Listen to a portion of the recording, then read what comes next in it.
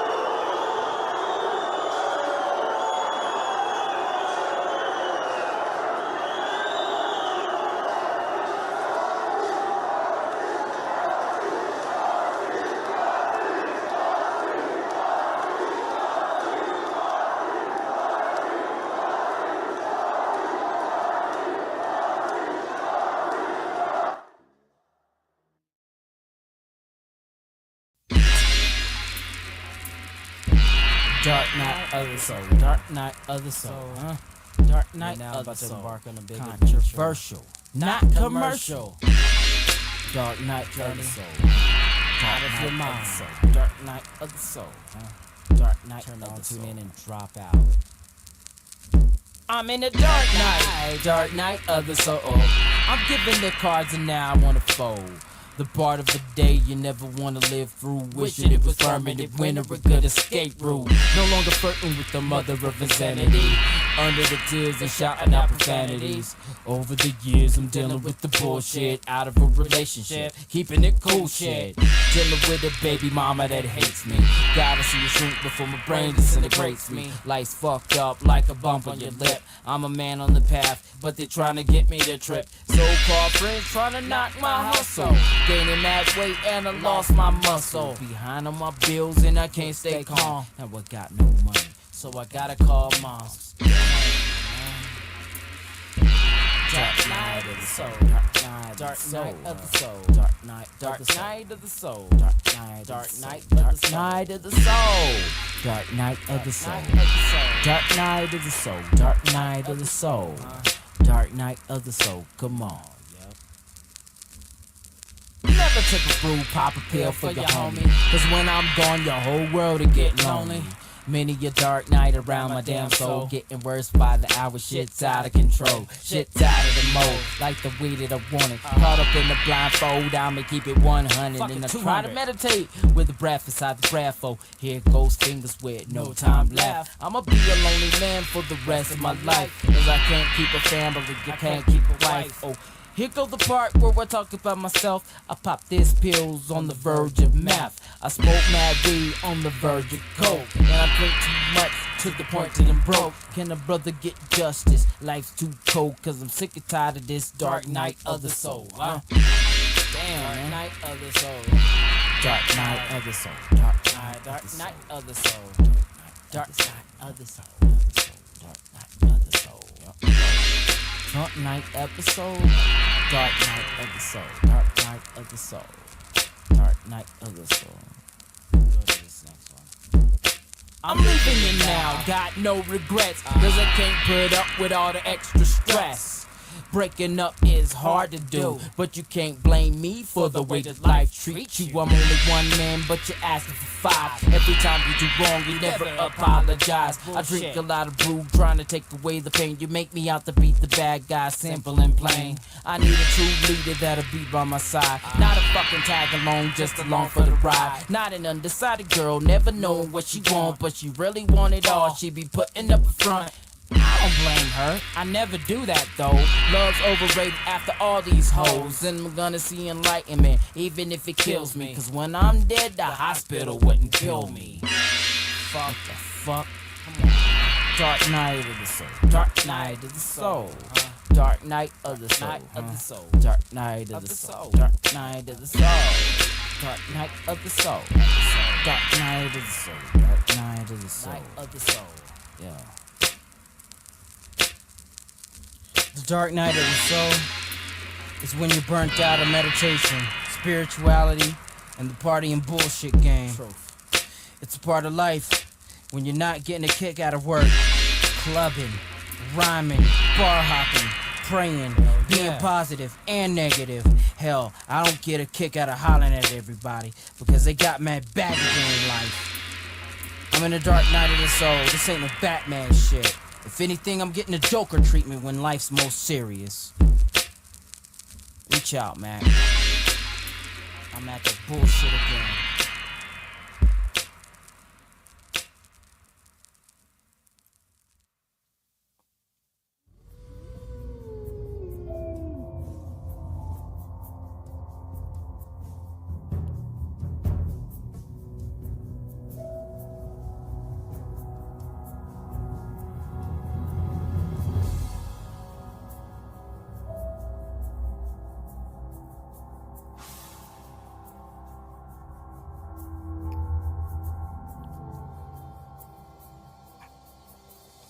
In these dark times of dirty nightmares, you must ask yourself, have I got soul? Have I got soap? Well now, you can get both with Psyche Soap. In this one place, there is a live show where we have fun, where we can let loose and speak the red pill and black pill truth. Where are we? Why, we're in the bucket with Psyche Soap. Do-do-do, do-do-do, do-do-do. In the bucket with Soul Soap and Psyche Soap. Same guy. Do-do-do-do-do-do.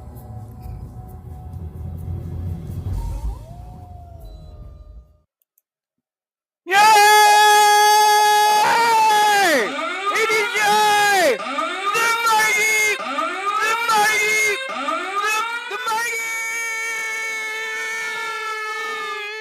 You've not seen nothing like the mighty soap. Ba-doop-doop, soap is on your face. Do-do-do, about to give you taste. Do-do-do, kick 'em in the dance. Do-do-do, in your face. Do-do-do, la la la la la la la la.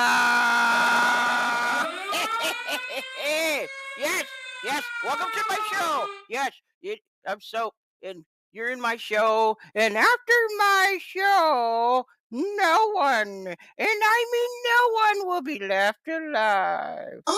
Ooh, that's a threat, Soap. Hey, not a threat. It's a promise.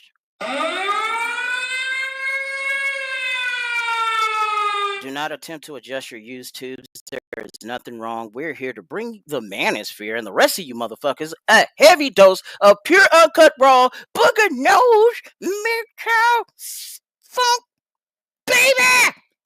Ooh, because we gonna get today. That's right, bass.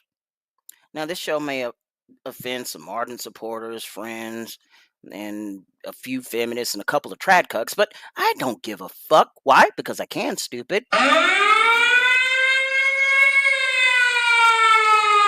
And at the 2-hour mark of my show premieres that just filthy, McNasty, rotten shit that I wish you guys would watch more Bucket, but, you know, some people seem to like the things that make you go, damn! Bye, Psyche Soap. I miss you guys. I miss you guys. Oh, thank you, Mr. Monster. I think you're sweet. Isn't that cute? But it's wrong! All right. Let's get this shit over with. Well, yeah. How you doing, everybody? And you know who I'm saying hi to with this one. I can't let it play too long, because you know it's gonna happen next. Yeah. All right. And who else is here? AB in the place to be. What it is? What it? Ooh. And then Tammy, you and that damn chirp. Hey, you shut that off. No, you stop. All right. And JR, what's happening, man?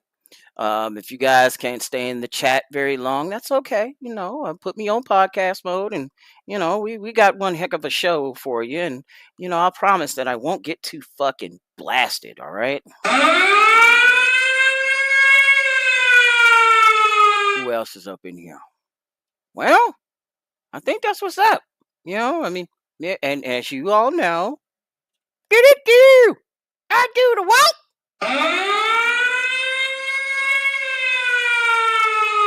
Because I'm the Psyche Soap, and that if you don't listen, Psyche Soap's gonna be the Get You, because I'm the biggest Get You in the history of the Get You. Now, our former governor, you know, because I'm in South Sodak, don't you know? I'm in Sodak, don't you know? Right? So she's now the current DHS chief. Christy Gnome, or as we like to call her here in South Dakota, Krusty. Because of all that damn makeup, she be just crusting. The makeup forms a crust, and then it's absorbed into the skin, and then it goes through the skull somehow because you know her head's a little soft, and then it goes to the brain. You know, now mind you, she was smart during COVID. But everything else, the mask started slipping off. Especially with that real ID shit that's been going on. But anyway, this is another crazy thing that I pulled up here. I mean, she reveals how her purse was stolen at a restaurant. Professionally done. Gnome's purse with $3,000 was stolen at Washington, D.C. restaurant while her entire family was in town, a Homeland Security spokesperson said. Now, the Department of Homeland Security, DHS, Secretary Krusty Gnome, revealed in a podcast this week how her purse was snatched at a restaurant in Washington, D.C., describing it as professionally done, quote unquote. The purse was taken Sunday by a white man wearing a mask, and the bag contained $3,000 in cash, as well as personal documents, including her passport, keys, driver's license, and a DHS badge. Okay, if you know what? If that shit was that easy, you know what? When I was working at that one store and she was still governor, I met her. I met her a couple of times actually. You know, I'm like, ugh. Yeah, I mean, I'm not impressed. What the fuck? But there you go. If it was that easy, I could have just took it from your ass and I was working. You know what I'm saying? Shit. No, back to the show. Let's keep it going. It was kind of shocking actually because it was sitting right by my feet, she says. I actually felt my purse. He hooked it with his foot and drug it a few steps away and dropped a coat over it and took it. Oh, damn. So the old trick, huh? You know, the old leg hook trick. Damn, girl, what the fuck? Anyway, she says, I felt it, but I thought it was my grandkids kicking me in the legs. Yeah, oh shit. She's about what, 2 years older than me, I think? Yeah, I can see why you got grandkids. kicking me in the leg, she says. But it was very professionally done, and it tells that this happens all the time to people, and that they live in communities where this is a danger, and it reaffirms why I'm here. Well, what do you mean by that? Because according to you, a white guy took it. What? Anyway, she goes on to say, my job is to make sure that I do everything every day I can to make sure our communities are safer, and President Trump recognizes that families shouldn't have to live with any kind of violence in their lives. What the fuck? Oh man.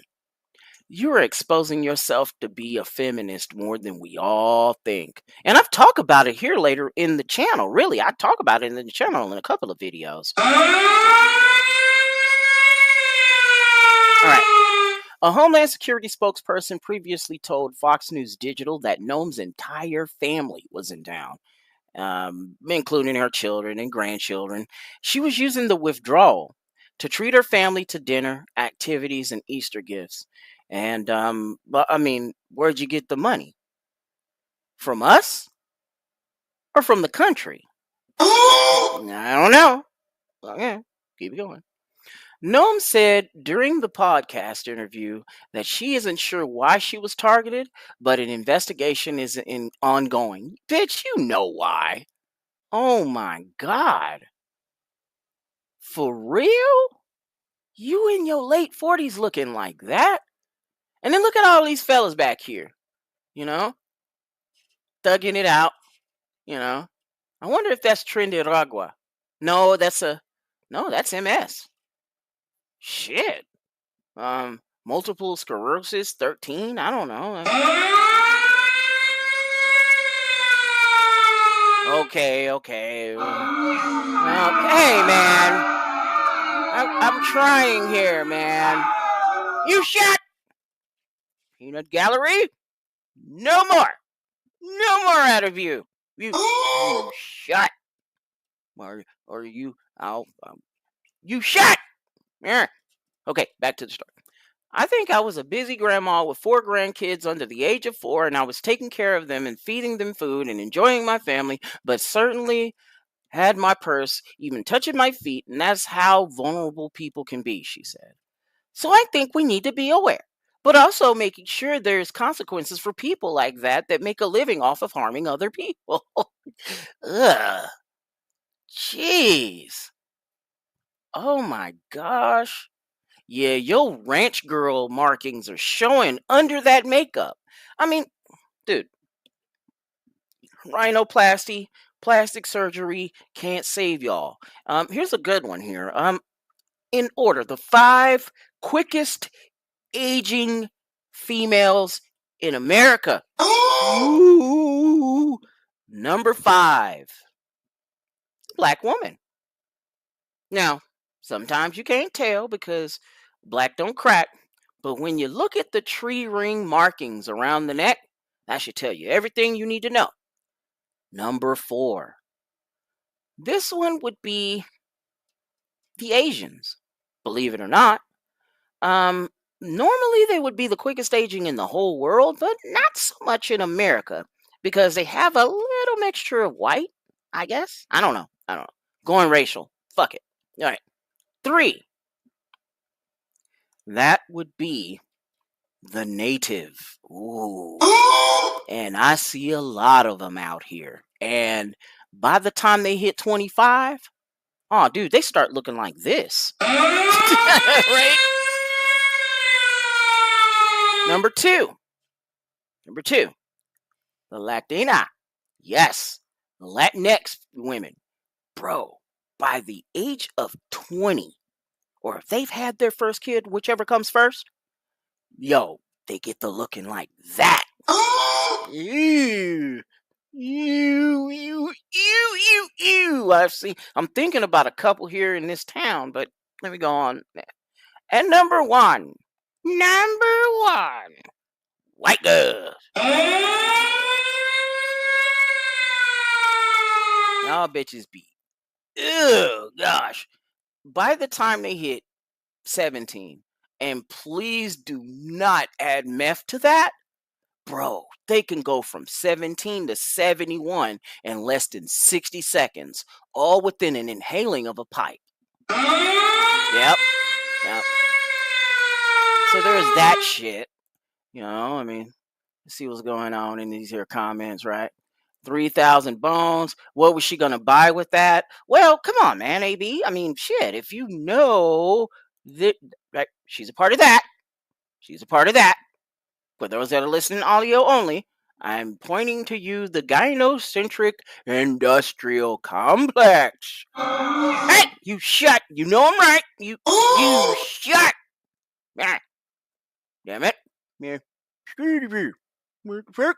Okay, so that right there, what was you gonna buy with that? Of course, a new rhinoplasty. Well, she said that she's sharing that with her family. I'm willing to bet that I'd say a good 300 for the family, and the other fucking 2,700 would be her going to some Beltway outlet mall shopping for clothes and shit. You know how they do.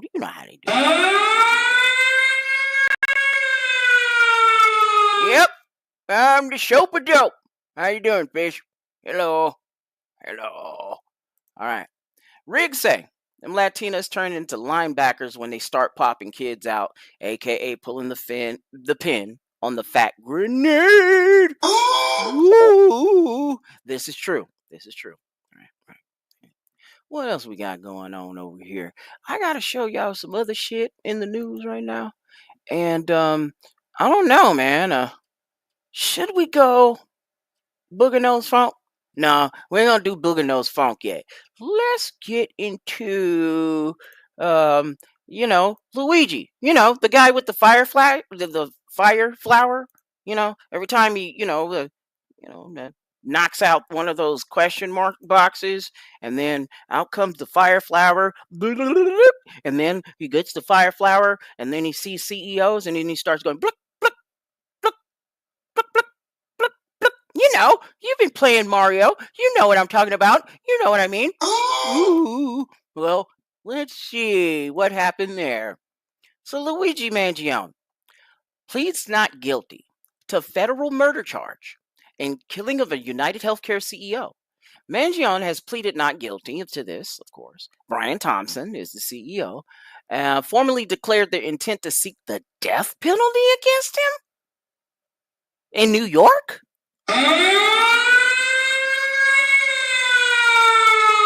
Whoa, look, he chilling. Man, I do not know what these broads see in this guy. I mean, he's got that Allahu Akbar eyebrow going. Oh, no, that's Italian. Yo, even the girls got those eyebrows, man. Even the Italian females got those eyebrows, man. So, yeah, I think I know. Man, he got a little, got his little cashmere sweater. Got that that cashmere sweater with the motherfucking, with the designer bulletproof vest on. That's some crazy shit, right? So let me read this shit. Where are we going with this? Mangione pleaded not guilty this past Friday, to a federal murder charge in the killing of United Healthcare CEO Brian Thompson, as prosecutors formally declared their intent to seek the death penalty against him. Mangione, 26, stood with his lawyers as he entered the plea, leaning forward toward a microphone as U.S. District Judge Margaret Garnett asked him if he understood the indictment and the charges against him. Mangione said yes. Asked how he wished to plead. When he was asked how he wished to plead, Mangione simply said not guilty, sat back down. Now, Mangione's arraignment, because he's getting arraigned for the killing. Oh, he was arraigned for it back in last December, because remember when I was talking about it? Remember I talked about it? Whatever. Now, that attracted several dozen people to the federal courthouse in Manhattan, including former Army intelligence analyst Chelsea Manning, formerly Bradley Manning. Remember that WikiLeaks, Chelsea, well, at the time he was Bradley Manning. And then, what's his name? The WikiLeaks guy? Oh, shit. Oh, man. His ghost white face is his name. His ghost white face is in my mind, but the guy's name is escaping me. Oh shit, I'm getting all boomer now. So Julian Assange, there you go. I got it. That's who it was. Okay, back to what we're seeing here. Mangione, who has been held in a federal jail in Brooklyn since his arrest, arrived to court in a mustard-colored jail suit. He chatted with one of his lawyers, death penalty counsel Avi Moskovitz, as they wanted for the arraignment to begin. Late Thursday night, federal prosecutors filed a required notice of their intent to seek the death penalty. Now, that came weeks. That came weeks later after U.S. Attorney General Pam Bondi announced that she would be directing federal prosecutors to seek the death penalty for what she called an act of political violence and a premeditated cold-blood assassination that shocked America. I'm out, and I knew I was not going to like the pick of Pam Bondi. But let me keep going. Mangione's lawyers have argued that Bondi's announcement was a political stunt, of course, that corrupted the grand jury process and deprived him of his constitutional right to due process. They had sought to block prosecutors from seeking the death penalty. Mangione's federal indictment includes a charge of murder through the use of a firearm, which carries the possibility of the death penalty. The indictment, which mirrors a criminal complaint brought after Mangione's arrest, and also charges him with stalking and a gun offense. Because I think that happened in didn't that happen in New York, or was it Pennsylvania? No, that was in New York. Mangione, an Ivy League graduate from a prominent Maryland real estate family, faces separate federal and state murder charges after authorities say he gunned down Thompson outside a Manhattan hotel on December 4th as the executive arrived for United Healthcare's annual investor conference. The state murder charges carry a maximum punishment of life in prison. Surveillance video showed a masked gunman shooting Thompson from behind. Police say the words delay, deny, and depose were scrawled on the ammunition. And that's mimicking a phrase commonly used to describe how insurers avoid paying claims. Now, I'm not saying the guy was wrong for that, but I understand. Yeah, that's right, AB. He was arrested in PA. That's why he was arrested in Pennsylvania. That's what had me confused, but he did it in New York. All right. Oh, and another thing too, in the in things that make you go, damn! A few shows back, I actually show the video. So if you want to see the video every now and again, don't forget to watch the things that make you go, damn! Psyche soap. But hey, don't watch it. Don't watch it. It's terrible, it's horrible, and it's stupid doo pee-pee. Now I'm going to be back into this shit right here. Now, the unaliving and ensuing 5-day search leading to Mangione's arrest rattled the business community, with some health insurers deleting photos of executives from their websites and switching to online shareholder meetings. At the same time, some health insurance critics have rallied around Mangione as a stand-in for frustrations over coverage denials and hefty medical bills. And I can understand that. Prosecutors have said the two cases will proceed on parallel tracks, with the state case expected to go to trial first. But Mangione lawyer Karen Friedman, oh no, no, get her out of there.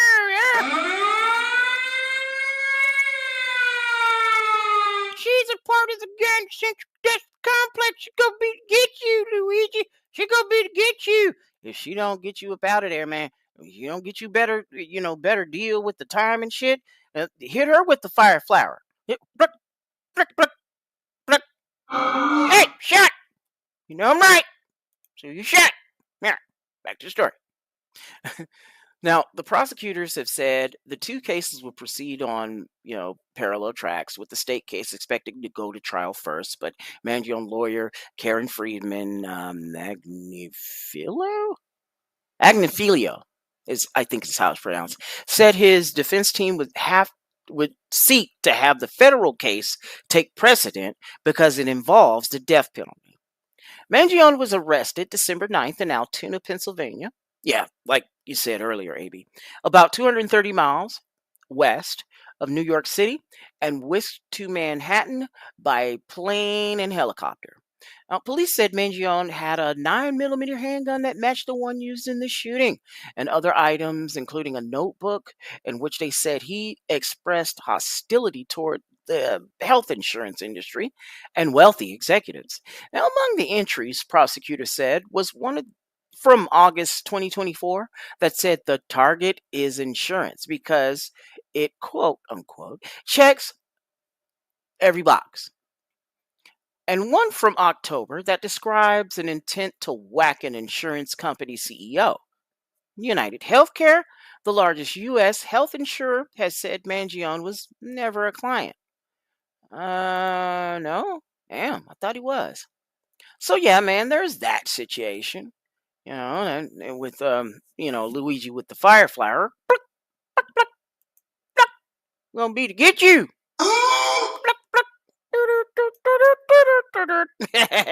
No, let me stop. So, I mean, what I think about that shit is, yeah, in a way, industry CEOs with policies like that and expect not to get anything happening to them, they've gotten too comfortable. They've gotten too comfortable over the years. And, speaking of which, we'll just switch on over here. These Democrats have gotten too comfortable over the years. Real shit. And that's pretty obvious, right? So let me see what's going on. The Democrat war plan to ditch the weak and woke image. You dripping with woke juice, and bitch, you can't get it off. So let me go ahead and just read this shit. The Democrats are rolling out a war plan in order to abolish its weak and woke image and defeat Donald Trump. Alyssa Slutkin, a CIA analyst turned senator. Oh, fuck. Oh, man. That's it, that's who's been running this. That's who's been running it all. You don't think that what I say about the GIC is true? Well, this one tells it all. See, a CIA analyst turned senator has been tasked with road testing a new strategy to contain and defeat the US president. Well, you tried it in 2020, and guess what? It worked just fine, didn't it? Didn't it? Bitch, in a series of speeches, the Michigan senator will acknowledge public perception that the party is weak and woke. Oh. And urge Democrats to embrace alpha energy. Really? Fucking really? Look at this. Look at that. Alpha energy? Guys, does this scream alpha energy at all to you? Huh? No. No. No. Embrace alpha energy. Fuck out of here. Let me get back to this. It's a military style operational plan, as she put it. I don't understand how to rally us into a coherent approach if we aren't on the same page on where we're going, she told Political. Well, check it. Democrats, y'all have not been on the same page since 2015. All right? And this in history is not the first time it's happened to you. The last time it happened was back in 68, right?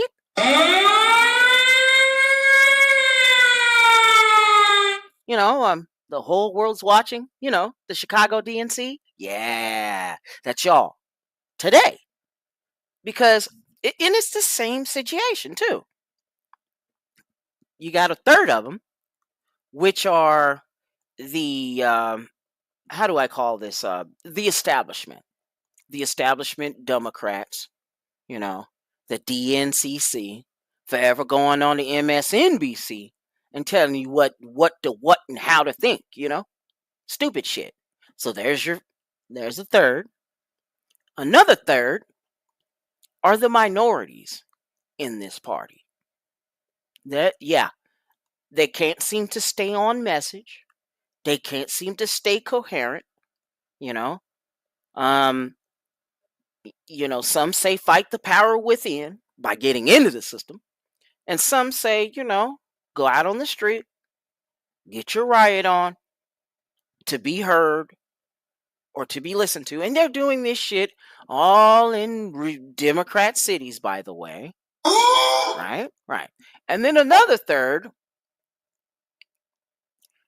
would have to be the women. The gynocentric industrial complex has, infiltrated both parties. And, we might as well just say that they're the uniparty anyway. I mean, this broad right here, she's full mask off. But basically, what I'm seeing in this article is that she's planning to put the mask back on. Kind of like how them bitches were putting the mask back on a little after 2021, right? Right. Yeah, that shit. All right. Trump is doing a whole bunch of things that I think are a threat to our economy and a threat to our democracy, and I have a responsibility on behalf of my state to point that out and to do something about it. Okay. You know what? I'm starting to think that when she was a spook, she probably funded, the guy that, attempted, that put out that first attempt on Trump's life. And after that, this party has no problem. No problem. No. Somebody trying to call my shit.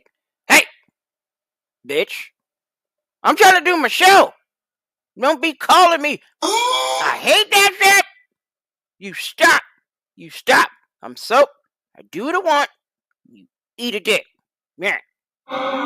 Nick, you shut too. Peanut gallery. Ah. All right. So, where was I? Oh, yes. They still continue to say that he's a threat to the democracy. No.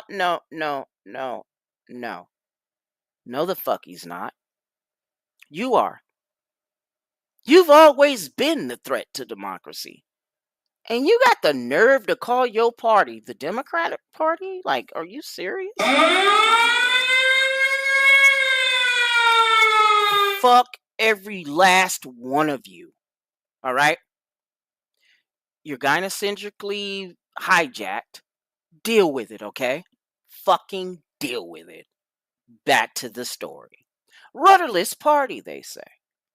Democrats have had little to crow about since Mr. Trump started his second term and have been largely outsmarted by a White House plan to flood the zone with relentless policy initiatives. There have been small victories in state elections that have shown a glimmer of hope, but the party remains largely rudderless and searching for leadership. Ms. Slepkin, a first-term senator, will deliver the remarks to an audience of home state Democrats and volunteers in Lansing. And you know what? They're coming from fucking Michigan. I remember Jennifer Granholm. See, she was the terror before, Greedy Gretchen. She was the governor before her. I met her. At the time, I was on the wrong side. You know what I'm saying? I wasn't always this, right? I wasn't always base, right? And that bitch came bold to save her life, trying to drink Heineken and bold like everybody else do, you bitch. I met the bitch. She came bold. But then Gretchen came in. Ooh, she was worse, bro. Wow. She actually made Jennifer Granum seem normal. If you could even, you didn't even say that. But Slotkin coming from the same state is in this bullshit. So let me see what else she's saying. Miss Slotkin's strategy is at odds with that of Minnesota governor and failed vice presidential candidate, Tampon Tim Walz, who suggested that the party had lost its way because it wasn't bold enough to stand up for DEI and immigration. You know what? She's not entirely wrong.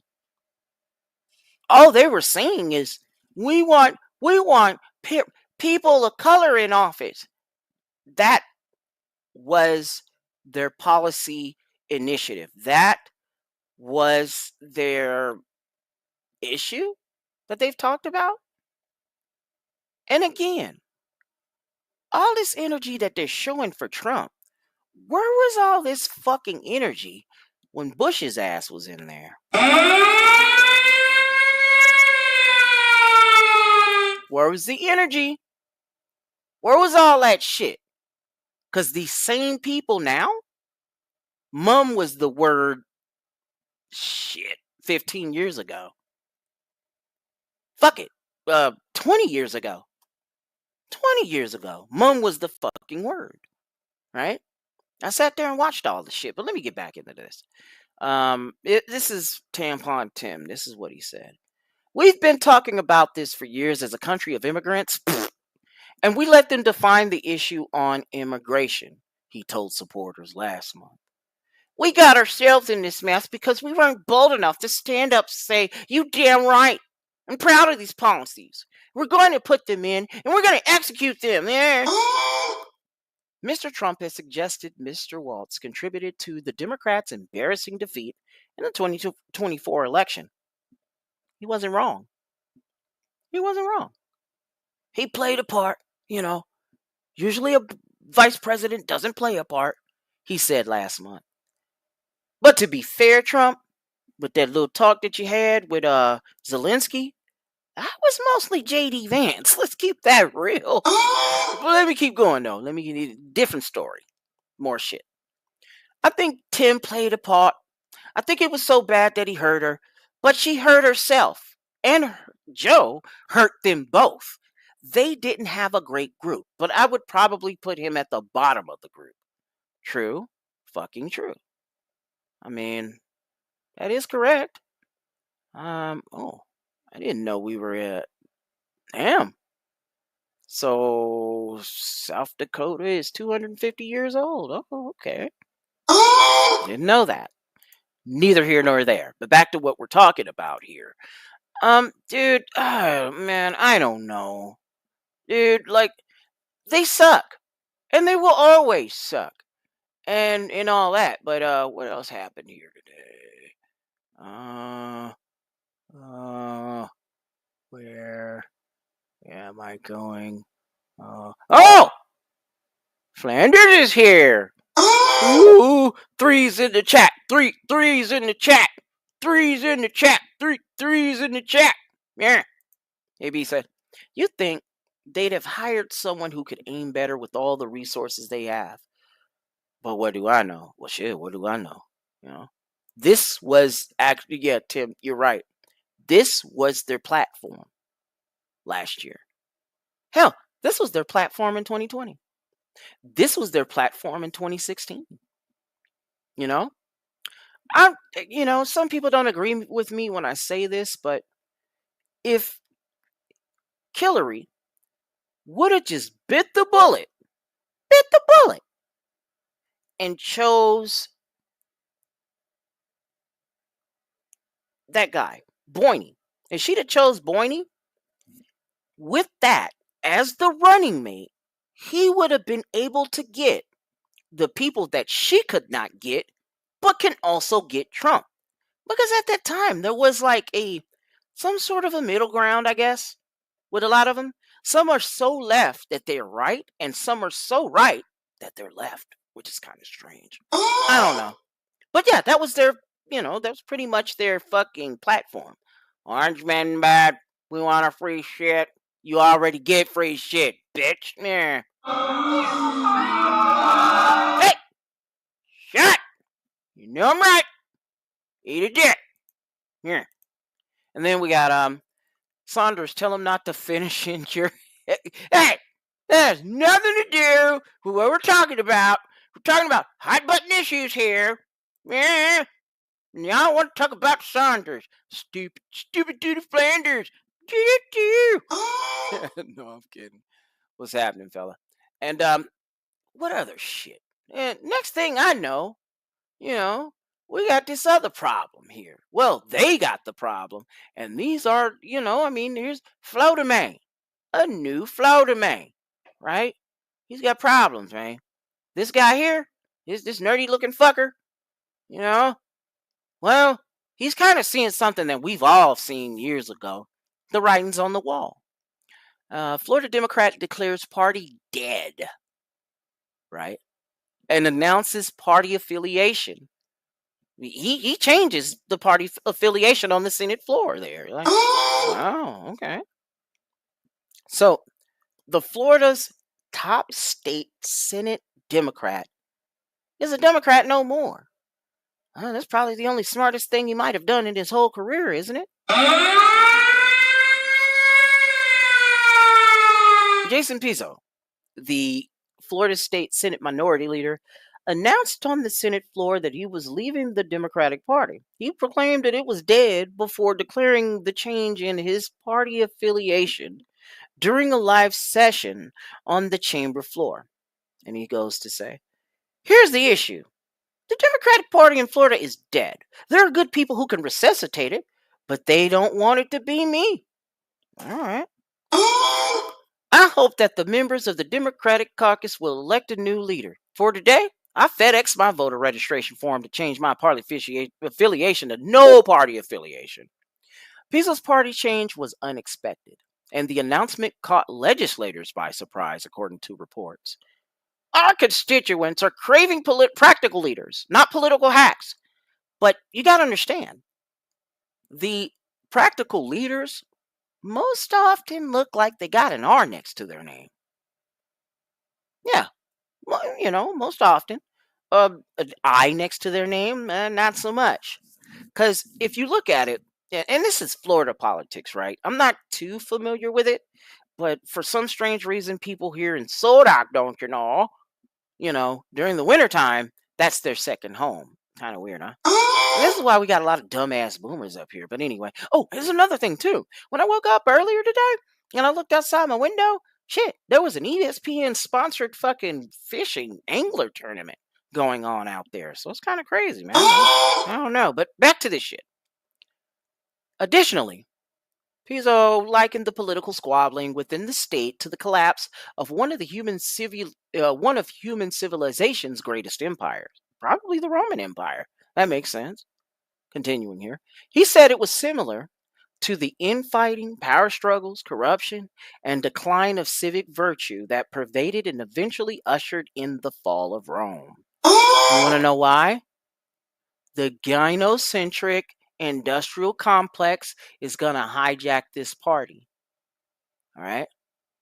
The Senate minority leader, they want it to be a woman. They don't even want it to be a black guy, really. They are going to try to put lipstick on this pig. Or lipstick on this donkey in their case. Well, shit, fuck it. So, too, are we players or perhaps props in the mess that is bottom partisanship? Pizzo said. Well, it's been that way in every state of the union. Really? It's been this way in every state of the union. I mean, the good thing about social media is that it's forcing you guys to be transparent. It's forcing you to be transparent. I mean, you could even try to keep it as secret as possible. But sooner or later, it's going to end up on X. It's going to end up on Facebook. It's going to end up on Insta. It's going to end up every fucking where. It's going to end up on YouTube. We're going to know about it. So you might as well just, let it the fuck out, right? I think stripping myself of the title of the party designation allows me to run free and clear, clean and transparent, and help many, many more, Pizzo said. Pizzo is the third Florida Democrat to leave the party within the last 6 months, according to reports. You know what I really think it is? On one side, it's the gynocentric industrial complex, but on the other, it's your average run of the mill corporate welfare collecting bullshit type of Clinton Democrat that we have been seeing for years. Right, fellas? Nikki Fried, chair of Florida's Democratic Party, issued a highly critical statement on Pizzo's departure, calling it one of the best things to happen to the party in years. Why? So you can take over it? And keep in mind, the leader of the Democratic National Convention used to be I think they're still from Florida. It used to be Debbie Wasserman Schultz, but it's now someone else. I forgot who the hell it was. Don't care. Keep it going. And the article goes on to say, Jason Pizzo is one of the most ineffective and unpopular Democratic leaders in recent memory, and his resignation is one of the best things to happen to the party in years, Fried said in a release statement. His legacy as leader includes continually disparaging the party base, starting fights with other members, and chasing his own personal ambitions at the expense of Democratic values. Isn't that what you and you whatever. Keep going. Okay. Jason's failure to build support within our party for a gubernatorial run. What? He was trying to be the Democratic representative to run as the governor of Florida? Like, you really think y'all really thought he was gonna beat Orange Man, didn't you? Didn't you? You stupid. You stupid doodle. You shut. You shut. All right, man. You shut. Okay, back to where are we at? Jason's failure to build support within our party for a gubernatorial run has led to this final embarrassing temper tantrum, Fried added. I'd be lying if I said I'm sad to see him go, but I wish him the best of luck in the political weirdness he's created for himself. The Florida Democratic Party is more united without him. Evan Power, Florida's Republican Party chair, had a different message about Pizzo's party switch. He said it was indicative of the radicalization of today's Democratic Party.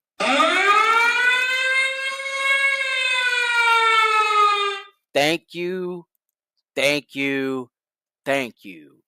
That seems to be the only fucking thing that ever made sense out of any of this, right? Right. Now, what's the other thing here going on? Let's switch parties, man.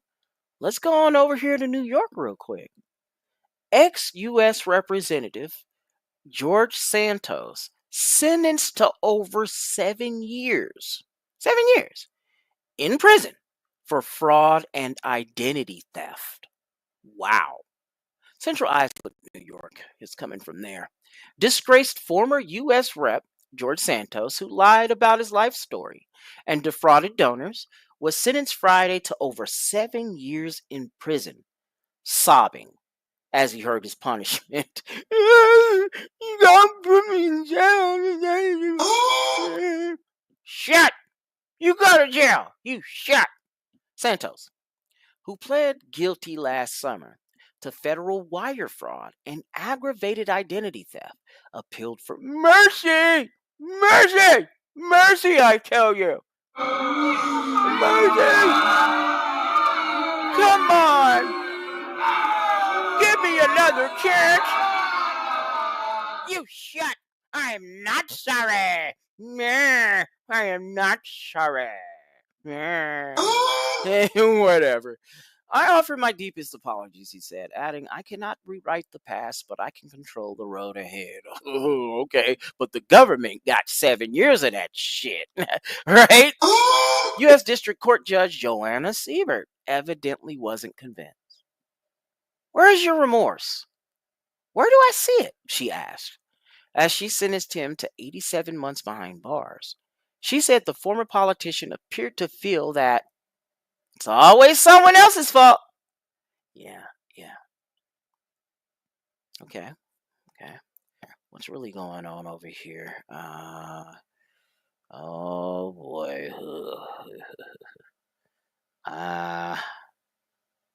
Yeah, I could have probably watched the draft party because this year it's going on in Green Bay and everything, but to hell with it. I'm going to see everybody that got drafted and all of that shit. That's neither here nor there. I'm not even interested in the shit, honestly. Keep it going. The New York Republican served in Congress barely a year before his House colleagues ousted him in 2023. He admitted to deceiving donors and stealing the identities of nearly a dozen people, including his family members, to fund his winning campaign. As part of a plea deal, Santos has agreed to pay roughly $580,000 in penalties. Shit. Wow. From the moment he declared his candidacy for Congress, Santos leveraged his campaign for his own enrichment and financial benefit. U.S. Attorney John Durham, the one that prosecuted the case, is said outside of court. The 36-year-old Santos is due to report to prison in July 25th. He didn't respond to reporters' shouted questions outside the courthouse, but he told the Associated Press on Thursday that he was resigned to his fate. I'm doing as well as any human being would be doing given the circumstances, Santos wrote in a text message, adding that he was ready to face the music. Oh, really? Ooh. Prosecutors sought the 87-month sentence, questioning Santos's remorse in light of recent social media posts, casting himself as a victim of prosecutorial overreach. Really? Prosecutor Ryan Harris told the judge that some of Santos's victims were extremely vulnerable, including a woman with brain damage and 2 octogenarian men who have dementia. Santos said in recent days that he had no intention of paying back victims promptly. Harris noted, in a way, he's doing it to fucking Saigens and boomers, so I kind of get it, Never mind. He was fucking wrong. And I said it back a few shows back when I first reported on this damn story. All right. People think that of this as a victimless crime because it's about money. There are many victims in this crime, added New York Labor Commissioner Roberta Reardon. She addressed the court as a victim because before running for office, Santos collected unemployment benefits while actually working for a Florida company. What the? Wow. Okay. Once in Congress, he co-sponsored legislation intended to root out unemployment fraud. Okay. Are you serious? So he let me tell you something. So this motherfucker engages in unemployment fraud, but he wrote legislation or, sponsored legislation against the very damn thing he did? Where the fuck?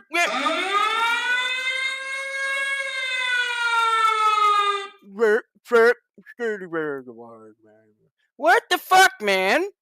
That's not how you do this, man. Oh my gosh. Oh man. That's like me, speaking, living, and breathing red pilled shit, but then I turn around and sent for about 4 different females and not telling them that I'm red pilled and, and got them all as girlfriends, but I'm buying them all sorts of gifts and shit from the donations I'm making in my show. That is kind of like this.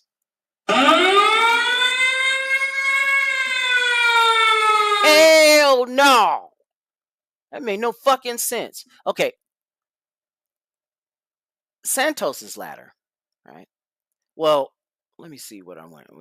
His lawyers had called for a 2-year prison stint. the mandatory minimum sentence for aggravated identity theft. Defense lawyer Andrew Mansilla portrayed the ex-congressman as a troubled figure forged by adversity. All right.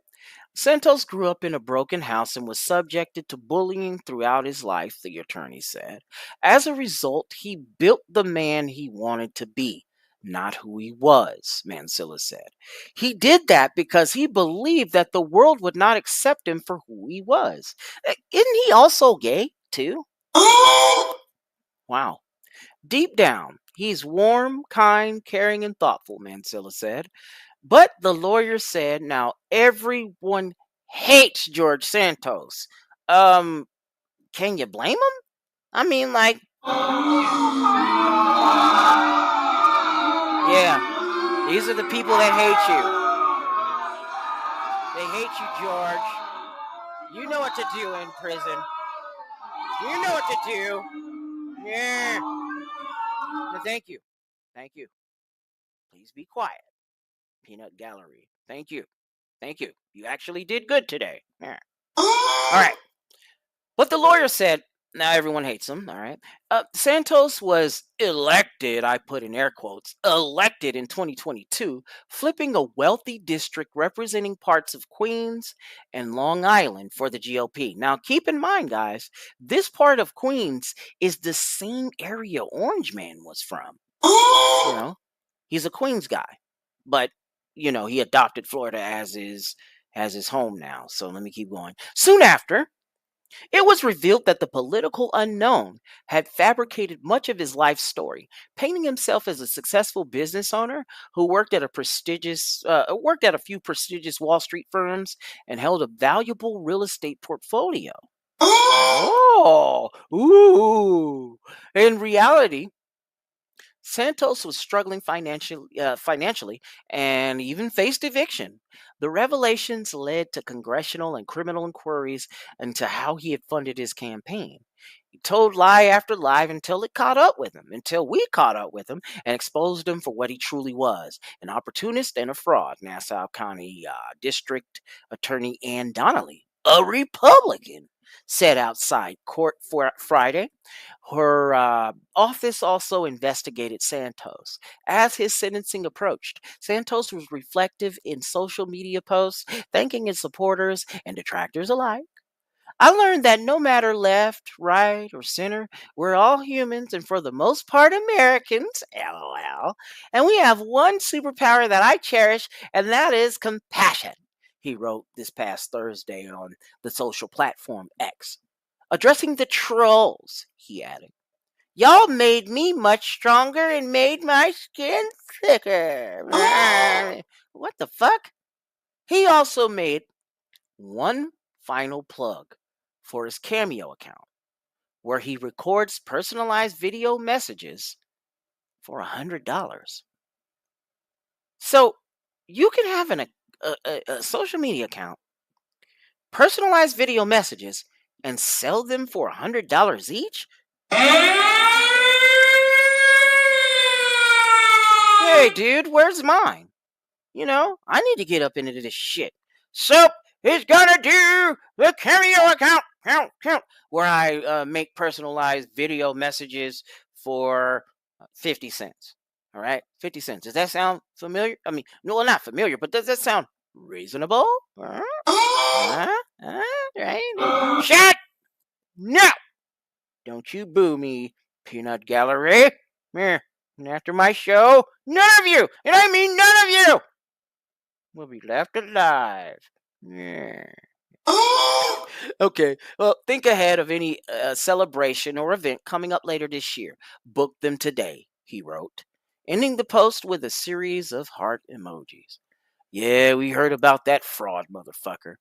I said all of that, and I read all of those articles just to say this. We have a uniparty going on. And if it wasn't that, I could tell you this. The country goes through political flips, right? Because back in the Civil War, we'll take it back to Lincoln, not too far back, but back to Lincoln, You know, he was, pretty much the Emancipation Proclamation Party. This was the party of Lincoln. And, ever since the black men could vote, too bad that they were in the South while trying to do it. But when they could, you know, they were pretty much Republicans back then. Up and until Kennedy. It wasn't LBJ that did this, but it was Kennedy that did this, really. And LBJ just took advantage of it, making sure all these Negroes voted for them for the rest of their lives. I don't give a shit about all of that. Let's get to the comments in this motherfucker. Rigsay, sounds like a boomer to me. Exploit a loophole and then pull the ladder up behind them. Abso-fucking-lutely. Yeah, that was him. But get this. I'm older than he is. Oh, no. But it still sucks. You know what I'm saying? Let's start. Hey! You shot! There will be no phenomena. Word to fuck. I will combat that with another Muppet. Word to fuck, Scurdy Birdie Berg. Mork, mork, mork. Meh. Okay, well, it wouldn't be a bucket without giving you some news about Elon. Elon! Hey, Elon? What happened to the Dodgy? What happened to the Dodgy? Elon Musk's Doge hit with Social Security legal setback. All right. Now, on Thursday, District Judge Ellen Hollander imposed a preliminary injunction heavily restricting access to to Americans' government-held Social Security data from Musk's Doge, which is the Department of Government Efficiency. Now, here's why it matters. Following his inauguration on January, just this past January this year, President Trump launched Doge, which, despite its name, isn't a full government department under Musk's leadership to slash what they regard as wasteful federal spending. Doge has since battled to access sensitive data, including Treasury records, which it argues is necessary for its work. However, critics have raised privacy concerns and filed a series of lawsuits seeking to keep certain data restricted. What to know? Now, Thursday's ruling by Hollander was in response to a case brought against Doge by a coalition of labor unions and retirees who argued giving the new body access to Social Security data breached privacy and was a security risk. Hollander had already imposed a temporary restraining order limiting Doge access in March. Under the terms of the preliminary injunction, Doge employees can only access Social Security, the system data, if it's been redacted to move anything personally identifiable and if they have received training and passed background checks, I guess. Hollander said Doge or Doge affiliated employees must destroy any non-anonymized Social Security data they have acquired since January 20th and are also banned from making any edits to the software and computer code used by the Social Security Administration.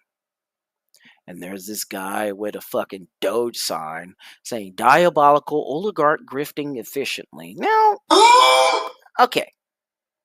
I wasn't the biggest fan of, Elon. Why? Because he's a simp. You remember this guy?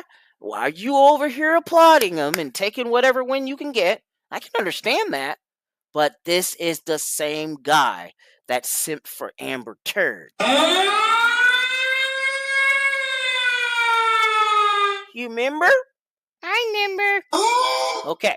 In February, the SAA's acting commissioner... No, the SSA. Oh, man. Do anybody do any fucking am I the only one that believes in editing, fair editing, and correct spelling in news articles? What the fuck? All right. SAA's acting commissioner Michelle King stepped down from her post after a row sparked by her resistance to providing Doge employees with the data they were requesting. She has been replaced by Leland Dudick, who who did not attend Thursday's hearing. According to SSA's figures, as of February 2025, around 73.2 million people were receiving assistance from the Social Security programs it administers across the United States. What people are saying, though, Hollander wrote, the objective to address fraud, waste, mismanagement, and bloat is laudable, and one that the American public presumably applauds and supports. Indeed, the taxpayers have every right to expect their government to make sure that their hard-earned money is not squandered. No shit.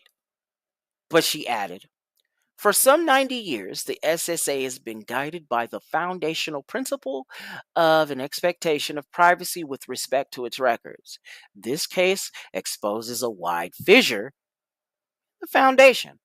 Justice Department Attorney Bradley Humphreys argued against new restrictions targeted at Doge, commenting, while anonymization is possible, it is extremely burdensome. But wait a minute, you government motherfuckers, wait a minute. It's not burdensome when you're talking about JFK's records. You know, you had no problem redacting the fuck out of that, now did you? Did you? Huh? And the shit that we did get, still redacted, right? So, you government motherfuckers, you're gonna find you a way to do you something. You know? All my money going to you fuck asses. Hello? Anonymization is extremely burdensome. Well, some of you motherfuckers find that shit extremely easy to do when it comes to your homeboys doing the dirt, right? Right, yep, yep, ooh, ooh, you did it, ooh. Anyway, now speaking to Reuters about Doge's access to Social Security data, Alethea Ann Swift from legal campaign group Democracy Forward. That sounds like a GIC gynocrat. You know, I'm going to start calling Democrats gynocrats. You might as well be. This is the woman's party, baby. And what gets me is that the only reason why, right, people like, you know, the crusty gnomes of the world go to the Republicans because all they want is that traditional gynocentric benefit. You remember the fucking problem that happens with these trad thoughts, and then sometime in there, you let those motherfuckers talk long enough, their damn mask slips right the fuck off. Just like it did just before she left office to go to the Department of Homeland Security. So even though there's been all of this good news, this so-called good news about Doge and all their shit, you know what I'm saying? No, dude. You know, I mean, come on. You know, you can't hide it. There's this thing called social media. We see you. And somehow, some way, no matter how, why, what method you try to obfuscate the truth, we know you. Yes, you are running the country, bitch. All right, let's get on over to some Orange Man news. Oh my God. Trump's criticism of Fed Chief Powell has long history, but the latest could be most damaging. Okay, so from this, you know, damn, I don't get it.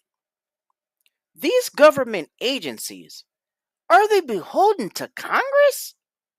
Are they beholden to the department heads of the president's cabinet? Or the president, right? What the fuck? Maybe this was why Trump couldn't fire Fauci. That's why nobody bothered to even say fire Fauci when the Fauci shit was coming out, right? Right. President Donald Trump's swipe at Jerome Powell, Joe Poe, Thursday, in which he referred to as the Federal Reserve Chief's termination, marks the latest salvo in Trump's longstanding efforts to browbeat the central bank chairman into lowering interest rates. If he does it, we're probably fucked. Keep in mind, guys, this is not helpful to the fundamentals of economics, but I'll keep going. Powell's termination cannot come fast enough, Trump wrote on Truth Social of Powell, whose term as chair ends in May 2026. But the attack comes at an especially fraught moment for the Fed, experts say, with the Trump administration challenging restraints that prevent the president from firing board members of independent agencies. The Fed also faces a historic quandary as it weighs whether to cut interest rates amid an unusual conflict between its missions to keep inflation low while promoting a sturdy economy and job market. Bro, that's not going to happen. Here's what's going to happen. The stock market's going to crash again. And I mean epic 2008, 1929 type levels. And if it doesn't, they're probably going to give us a 100-year anniversary. And I'd like to say in about 4 years from now. Remember, 1929 ushered in the Great Depression. And I will predict 2029 is the 100-year stagflationary depression. Party! Yeah! Yes! So, the Fed also faces a historic quandary as it weighs whether to cut interest rates amid an unusual conflict between its missions to keep inflation low while promoting a sturdy economy and job market. Whose job is it to control inflation in the United States again? At a speech Wednesday at the Economic Club of Chicago, Powell stressed that with Trump's high import tariffs set to push up consumer prices, the Fed's obligation is to ensure a one-time rise in prices doesn't boost Americans' inflation expectations and become an ongoing inflation problem. And the ongoing inflation problem he may be referring to is stagflation. You know what might be happening, bro? There's going to be a public and a private cutting of jobs. We're still around full employment as the nation's unemployment. It's usually a helpful indicator, but not quite always. But it made sense, like back in, I'll say, 2010, the unemployment rate went up as high as 12% back then. A lot of motherfuckers can't help a brother disease. That's why the job market was tough for me to fucking get in. And so, my dumb ass takes some loans and then I go to college to try to help out my economic prospects. I graduate and then, I get in one of these jobs. I get out of it, move to another fucking small ass town. And now I'm in this bullshit here. And by the way, here pretty soon, he's going to be coming down on some motherfuckers. He's going to be getting after me. So, a little later, you know what I'm saying? But anyway, back to this stupid ass article. In other words, if the economy is in a recession or sliding into one, the Fed presumably will lower rates, but not if inflation is spiked and the economy is simply losing steam. Trump responded on Truth Social. The European Central Bank is expected to cut interest rates for the 7th time. And yet, too late, Jerome Powell of the Fed, who is always too late and too wrong, yesterday issued a report which was another typical complete mess, Trump wrote. You know what I think? Powell is he's stalling. He's stalling for time. This is a stalling tactic. He's stalling. That's all he's doing. In a conversation after his speech, Powell repeated his oft-mentioned assurance that the Fed is insulated from politics so officials can make the best decisions for the economy. He added that Trump legally can't fire him. Not permitted under the law, he said. Well, he may be right. I think he is right. Because the Fed, which actually should be an organization beholden to the Department of Treasury, beholden to the president, because keep in mind, the Department of Treasury is a presidential cabinet position. All right? So why in the fuck can't he fire him? Huh? Well, if you're looking at this situation that Trump has created with Doge, you're probably seeing why he couldn't fire Fauci or Powell. But steering clear of politics or the perception that they are not being taken into account may not be that simple, said Peter Conti Brown, a professor of financial regulation at the Wharton School of the University of Pennsylvania, aka Penn. Is the Fed outside of political influence? Noting the Fed's effectiveness depends on its independence, Conti Brown said. It's extremely difficult to undo the damage Trump is doing. Oh, okay. I still don't think it means the Fed is really going to capitulate monetary policy to Donald Trump, Conti Brown said. Still, markets may believe Fed officials will be more likely to trim rates sooner after Trump's outburst, he said. This request for lower rates could backfire if markets perceive that going forward, the Fed would be less committed to low and stable inflation, said Francisco Bianchi, a professor of economics at Johns Hopkins. This could create additional inflationary pressure and an increase in long-term interest rates as markets price in higher expected inflation. Well, this has been on fire ever since the supply chain, mostly in the coastal states, right?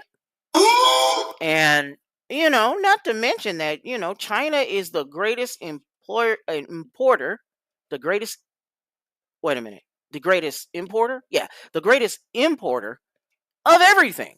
And we're one of the greatest exporters, or are we? No, we're the greatest importers. They're the greatest exporters. Let me just put it this way. China has manufacturing like nobody's business and has shipping like nobody's business. All right? So, and the way that Xi Jinping is right now, he's looking like Trump. Go ahead. Go the fuck ahead. Orange colored nigger, go ahead. You ain't gonna be able to do shit. You see what we did to your ass the last time you announced a trade war? By the way, Trump did announce a trade war. He's basically picking up for where he left off back in 2019. Or 2020, if you're really counting this. And then after he announced that, here comes the Roni. Here comes the Roni. You got to get that vaccine, which was really gene therapy, right? And even the gene therapy guy was like, the guy that invented the method was like, this shit was not going to save that. We'll keep going. Also, the Fed must be free to move quickly to deploy bold strategies, such as its bond buying campaign during the 2008 financial crisis and emergency lending measures during the COVID recession of 2020, Conti Brown said. Wow. So, that's exactly what had happened, dude. Trump announced a trade war with China. This is not the first time I heard about it. He was saying that shit just before COVID kicked off. Yeah, he was saying this same shit back then. He's just picking up for where he would have left off 4-5 years ago. Anyway, so that isn't really saying much. I mean, guys, Yeah, I voted for Orange Man, but don't get it twisted. I voted for him for the economic issues. And it doesn't seem like he's doing what he's supposed to do when it comes to, economic issues, except for, um, you know, bluster and bloviation is all I'm seeing coming out this guy. But that's how he does it. That's how he does it. And this art of the deal shit. I mean, now he was right when he told Zelensky that he had no cards. But against China, Russia, BRICS nations, you too, Trump. You and Europe. You're in this shit together. Believe it or not. Even though you can't stand each other, but believe it or not, you have no cards either, Trump. Come on, bro.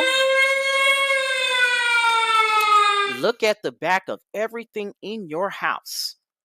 Every chair, every appliance, every electronic device, everything. Everything. I'm willing to tell you that 90% of that shit came from China. It came from there. All right? And you cut off this shit, we have been beholden to that fucking country since 1972. Thanks, Nixon. Hi. You fuck. Okay, let's read this shit. These are the most recession-proof jobs in a potential downturn, says economist. Maybe this will help you guys. I don't know. Let's see what's going on here. Americans are on high alert for potential recession, and they're doing what they can to shore up finances and job security for uncertain times ahead. As consumers and businesses shift their spending priorities, it also means workers in some jobs may be shielded from a downturn more than others. When it comes to recession proof jobs, the strongest one will be closest to essential goods and services like healthcare and groceries, says Corey Stahl, an economist at the job site Indeed. And I know this shit. He's not entirely wrong because I was a cashier for a healthcare for a healthcare store, and you know when every job, these small businesses were shutting down jobs, closing up hours and shit like that, or having limited hours to something to that effect. These bigger stores, these big companies kept open. And at the time, I was at a big cap company. So he's right. The Staples, the Walmarts, the CVS, the Walgreens of the world, they're going to stay open. I mean, even the fucking what else? What is that one? Dollar Trees of the world. They gonna stay open, dog. You know? Because shit, everybody and grandma gonna be shopping there. But let me keep it going. Within healthcare, some of the more stable in-demand jobs will be for nurses, doctors, physicians, surgeons, and therapists, which saw a surge patient demand during the pandemic and has yet to slow down, Stahl tells CSNBC Make It. Now, what I was also noticing too were a lot of the GIC that I show you here today. A lot of them were jumping ship from healthcare. They made their little dancing video with the fucking smocks and the scrubs on. And then, a month later, you now see them in a fucking work from home so-called tech company right now.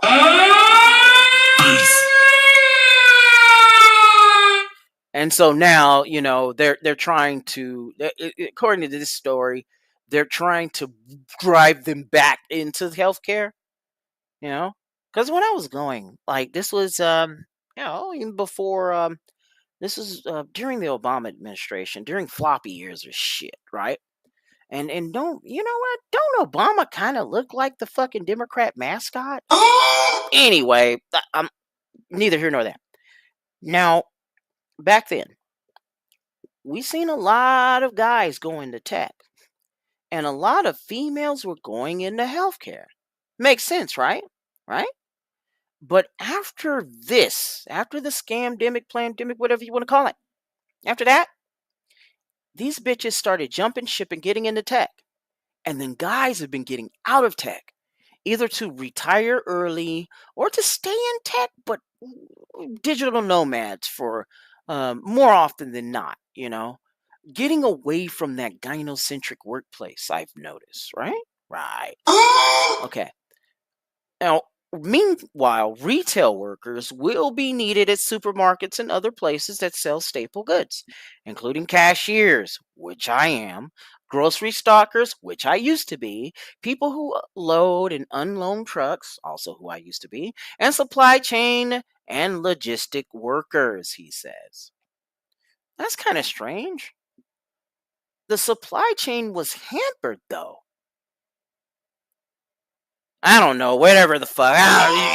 Fuck it. Now, if new tariffs from the Trump administration raise prices, Stahl says, consumers may adjust by budgeting for only the essentials. You might have to change the type of food you're eating, but you're still going to have basic needs. See, some of these motherfuckers I'm seeing today, they're buying those filet mignons and they're buying those prime ribs and shit like that, swearing to God that they're saving on shit. But I can tell who these motherfuckers are. I can tell who the motherfuckers are that are making too much money. Real shit. I can tell who you are. You know what I mean? Kind of funny how the same people that I've noticed where I work. It's kind of funny how some of the shoppers that I've noticed, the same ones that like to complain about inflation, like to complain about higher food prices, like to complain about higher everything prices, are the same motherfuckers that are paying way too much and way too extra. Let me tell you something, motherfucker. You're making too much goddamn money. That's the problem. Yeah, man. You ain't slick. I mean, come on, dude. And I don't want a coupon. I mean, that's something my wife does. You simp motherfucker. Anyway, so there, according to this article, across the United States, jobs are stronger in the southern region, where postings are up 20% compared to pre-pandemic levels, according to Indeed data. Hiring is weaker in the west and northeast, where tech jobs in particular have been pulled back. Absolutely, and they've been pulling those back for the past 5 years now. Article goes on to say overall, 75% of new jobs added in 2024 came from healthcare and social assistance, government, and leisure and hospitality, according to an Indeed analysis of Labor Department data. Software development jobs, on the other hand, are down 33% compared to pre-pandemic numbers, Stahl adds. That is fucking true. Keep in mind also that tech is one of the few industries right now that are enjoying the gains, enjoying the green gains, really, in the markets, you know? And, from what I've saw, and from what other analysts were able to say is that, shit, this is fake growth. This is fake growth. What we're witnessing is a .com AI crypto false boom. Real shit. Yet, on the other end of it, and you've seen the AI hype up, the crypto hype up, and that hype's been going on for 6 years now, right? And then you got idiots like 90 Proof Nancy taking that plane and now you know what the plane trip was when she pulled that. You remember when she pulled that stunt and went to China? See, Newsom, new scum as you call him, he wasn't the only motherfucker going to China, expecting to get his grease palmed. Or his palms greased, excuse me. But 90 Proof Nancy was too. Why? Because she's a part of the fucking leisure class. The fucking GIC that I'm showing you right here. That's these bitches. And you can throw a different color on that. That's okay. You can call me scapegoating, Psycho Soup. Retarded fuck, it's what's going on, man. Shit. But yeah, I've heard enough of that. Now, this is one weird ass story. We're gonna switch gears a bit and talk about this, man. And this weirded me out. I was yesterday, I think. It is when this came up, and I'm like, what? Where? Huh? Where? Where? Where? Where? Where? Where? Where? You know, so this shit right here. Belgian teens found with 5,000 ants to be sentenced in 2 weeks. What? And then they go. Ant bros. What the fuck?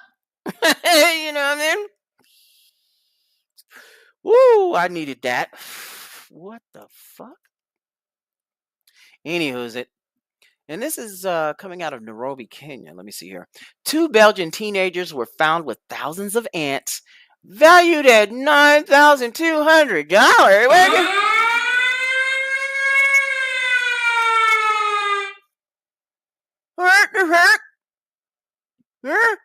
What the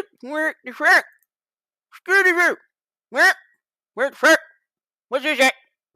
Magistrate Yuri Thuku, sitting at the court in Kenya's main airport, said she would not rush the case, but would take the time to review environmental impact and psychological reports filed in court before passing the sentence down later on in May. Now, Belgian nationalists Lorno David and Sepp, and I'm not going to try to pronounce that last fucking name. What the fuck is that? What the fuck? What the I don't know. Both 19 years old. These guys were arrested back in April with 5,000 ants at a guest house. They were charged on April 15 with violating wildlife conservation laws. Now, you know what? We could have used those doggone ants over in Israel or over in Ukraine. Maybe the war would have ended if Zelensky would have got a hold of these guys and got some ants and had them all itching and all of that other stupid shit. Hey, you shut! I do what I want. I say what I want. Freedom of speech. You shut. Okay. Teens have told the magistrate that they didn't know that keeping the ants were illegal and was just having fun. The Kenya Wildlife Service had said the case represented a shift in trafficking trends from iconic large mammals to lesser known yet ecologically critical species. You know how some people like to traffic Komodo dragons and fucking koalas and fucking and whatever that fucking was. That a motherfucking dinosaur? I don't know what that was, man. But anyway, Kenya has fought against the trafficking of body parts of larger wild animals such as elephants, rhinos, pangolins, and people. I added that in there. Fuck it. The Belgian teens had entered the country on a tourist visa and were staying in a guest house in the western town of Nevasha. Oh, okay. Popular among tourists for its animal parks and lakes. Their lawyer told the AP on Wednesday that her clients did not know what they were doing was illegal. She said she hoped the Belgian embassy in Kenya could support them more in this judicial process. In a separate but related case, a Kenyan and a Vietnamese guy were charged after they were found in possession of 400 ants in their apartment in the capital of Nairobi. What the fuck is going on with the ants? Hey, what's going on with these freaking ants, man? Scary, what the fuck? What the fuck is that? I don't get it. It's stupid. Stupid duty pee-pee. And we gotta get to the bottom of this shit. Yeah, man, dude, that weird story of the fucking week right there. Now, Oh, we come to my favorite part. Now we come to the payoff. Because after this break, I'm going to be giving y'all some of that good old fashioned old mid-cow red pill funk, baby!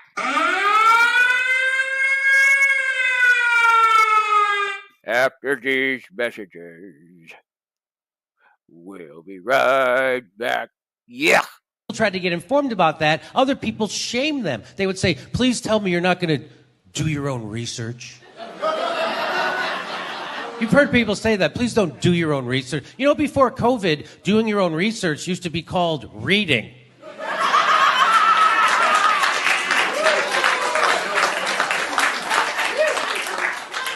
Now you're shaming me for reading? At the behest of Big Pharma? It's like I woke up in the middle of a Bill Hicks bit. Well, looks like we got ourselves a reader.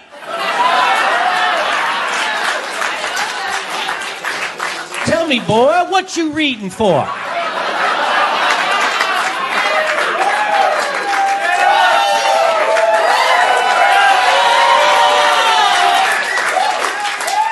Don't you know everything that needs to be readed's already been readed by a smart person?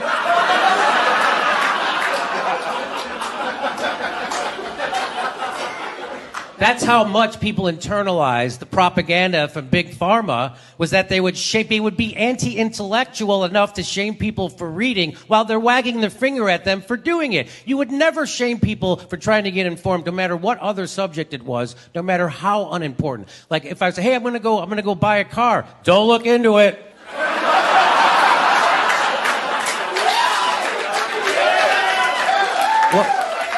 Well, how will I know which car to get? Ask the salesman. He's the expert. What are you, Henry Ford?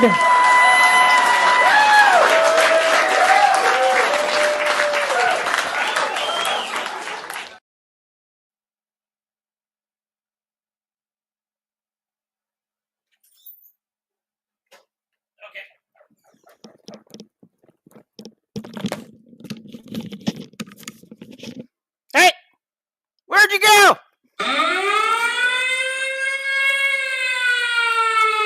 Sorry, that took like too long. I mean, shit. But I'm back. Where was I? Oh, yes! Some of that old-fashioned red pill mid-cow funk, baby!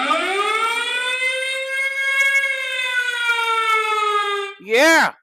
And I saw this shit on another brother's damn show, on another man's podcast. And you know what? Let me dribble on this track real quick. Let y'all know what's up. Get y'all some of my shit. Because I'm 100% full-fledged, mid-cow, monk, red-pilled motherfucker. What you gonna do? You ain't gonna do shit. You ain't gonna do... I'm a man. You shut. When you... Hey.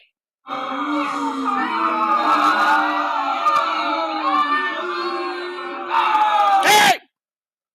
Fucking shut. I'm a man. When you ain't gonna be to do nothing about it. Stupid. Beat you. Why women don't want to date a red pill man.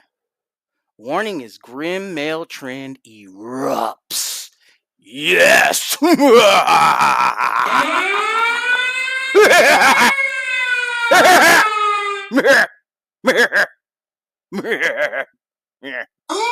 Yeah. There are over 330,000 more women than men in Australia. But despite the dating pool inequity, there's a growing number of single guys who women will never pursue. Doesn't that sound like one group is just coping like a motherfucker? You're like, this group is coping their fucking asses off. Like, you cope and seed. You're evil penis. I hate you. Yeah. Hey, we don't want to date you fucking Gertrudes or Susans. Definitely no Gertrudes, Susans, or Karens. Hell, some of us don't even want these Beckys or these Hailey Kaylee Mileys anymore. But when I seen that shit about motherfucking Sterling Sharp, Sterling, brother, if you happen upon my irrelevant ass channel, Sterling, yes, I'm talking to you, Shay Shay's brother, yo, my favorite guy, my favorite wide receiver, wide out, coming from the Green Bay motherfucking Packers. Sorry, I'm a Packers fan. Sorry. No, I am not sorry. All you need to know is go, Pack, go.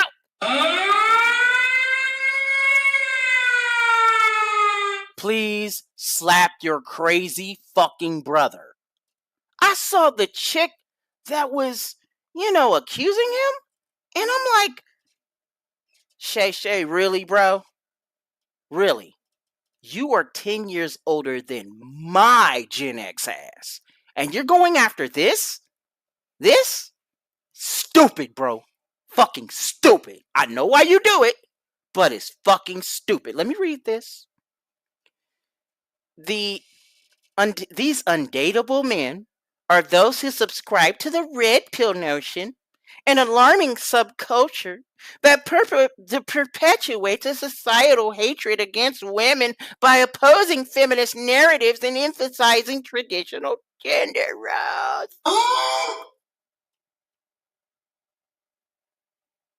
From that silence, you can tell what the look on my face is, and I don't even have the camera on it.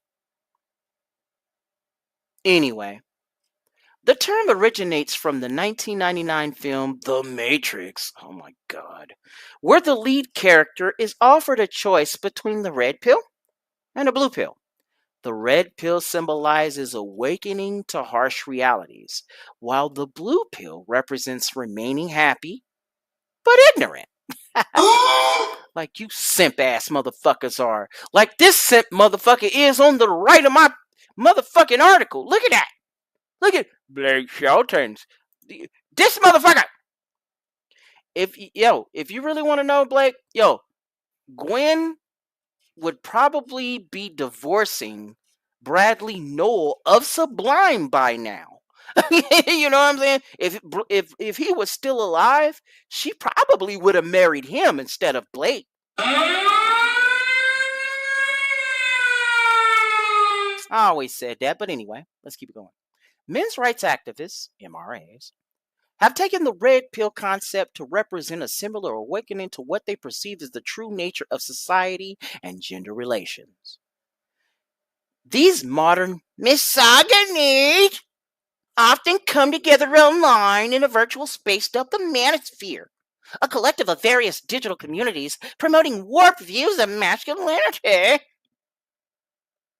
People found within the manosphere include men's rights activists and incels, a group of heterosexual men who blame women in society for the lack of romantic success and who openly admit to loathing women for not sleeping with them. Rebecca Scanlon. That's who wrote this. Becky?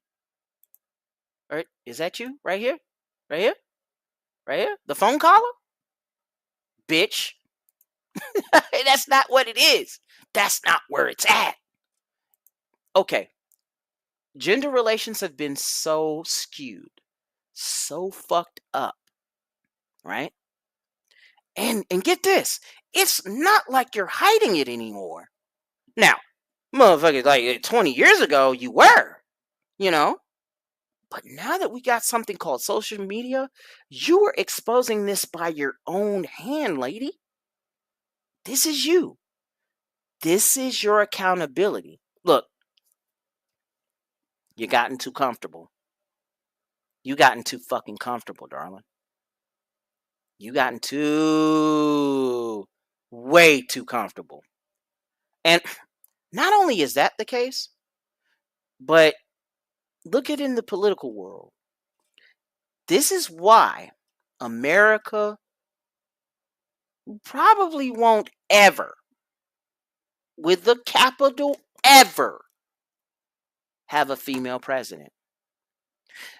These people, men and women, by the way, girls and boys, by the way, have grown up in a gynocentrically ran household, even if the father's present.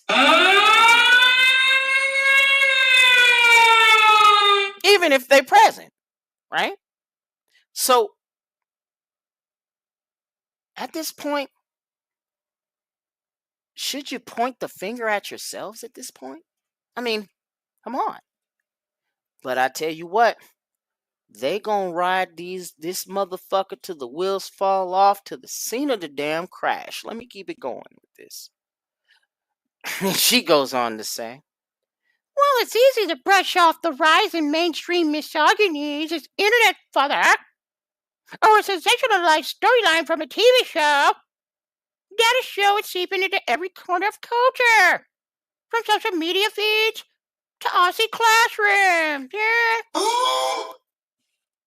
Disturbing rise in trouble man is something that Australians should be worried about. Australians should be worried about. Warns Tarang Chawa, a vocal advocate for gender equality and an anti-violence campaigner. Are you serious? There's political violence. Gender equality is not fucking needed. You know what? If you're gonna go there, take your ass to the Middle East. Oh yeah. Ooh. So, this idiot goes on to say, the rise of red pill culture in manosphere thinking isn't just edgy internet banner. It's leading to real world harm. You dickless cuck fucking simp. You simp motherfucker, you. I'm gonna beat you. No, I'm not. Let me keep doing it. This is where he goes on to say, it's probably this simp motherfucker we're looking at right here. You know? So easy a caveman can do it with your motherfucking weird ass fucking Arthur Ashe frames and shit. Thinking you, man, fuck out of here. Now, at its core, it frames gender equality as this kind of threat and paints women as being manipulative or lesser. Why? Why? Says Soap. It's because it's fucking true. I don't give a fuck. I don't give the fuck. I don't give a shit. Fuck your mom. Your mom does it too. I don't give a fuck. You shut. Yeah. This normalizes misogyny and creates this culture where violence against women is excused, minimized, or even justified. Australians should be concerned. If this motherfucker ever makes it to my irrelevant ass channel, bro, your country, continent, island is ground zero of feminism today. It's out of y'all, Sweden, and the UK, and Canada. And fellas, say what we will. My red pill brothers, say what you will. My MGTOW brothers, say what you will. My manospheric brothers. But America is the epicenter of the conflict. Because we still have some strong, and I would like to say this for the rest of the Five Eyes countries that are combating this. Men are being subjugated.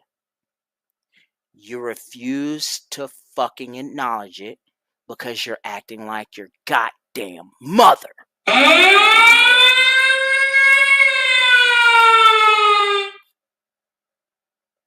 Chawla, whose sister Nikita was just 23 years old when her husband murdered her in a jealous rage, added that these distorted beliefs create a dangerous space for women to exist in. Yeah. Really? Fucking really? Bro. I'm sorry, no, for real. I'm sorry that Nikita's no longer with us. But bro, did you? I know that's your sister. I know. I got a sister. Hello? I got more sisters than I do brother. Well, let me take that back. Now that I have all of you fellas watching, listening to the show, interacting with me day in, day out, you mean a lot to me. Thank you. And we're brothers of the way. Except we're going our own divergent ways. But we all agree with this, is that the gynocentric industrial complex is detrimental to our existence. This is not hyperbole. This is not. He goes on to say, the idea that men are universally oppressed, or that women only pursue wealthier men or a certain kind of man, reinforces this toxic, adversarial view of gender that is pitting people against each other. I'm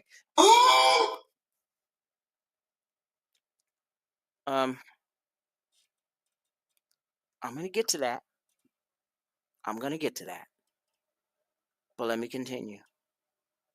When some men feel entitled to women's attention, but believe they're being denied it due to a rigged system, resentment builds. And resentment, when mixed with entitlement and dehumanization, becomes a risk factor for violence. This is the bullshit that they have been peddling for at least 10 years deep. 10 years deep. For about as long as this philosophy of ours has been around. You know? Oh my God. Let me keep going. But while these groups grow and spread vitriol, women are using the internet to warn each other. Beware the red pill guy. Oh God. Shut. That is cope. That's cap, as the kids say. And that's obfuscation. That's running interference. Bro, you'll never... Okay. You know what's really fucked up? In the movie The Red Pill, believe it or not, there are men in that movie. Mind you, there are men in that movie that used to be male feminists. And they wrote a whole book. You know, they went to the front lines with them. Even back in 73, when the baby murking situation with Roe versus Wade was on the table. Was on the table.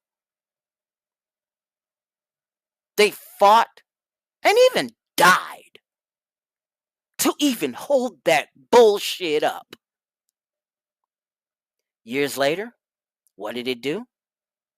That same guy realized that the person that was giving him his marching orders when he was a male feminist was also an operative, a CIA operative. Okay? I got a sister, okay? I have a daughter, okay? I have a mother, okay?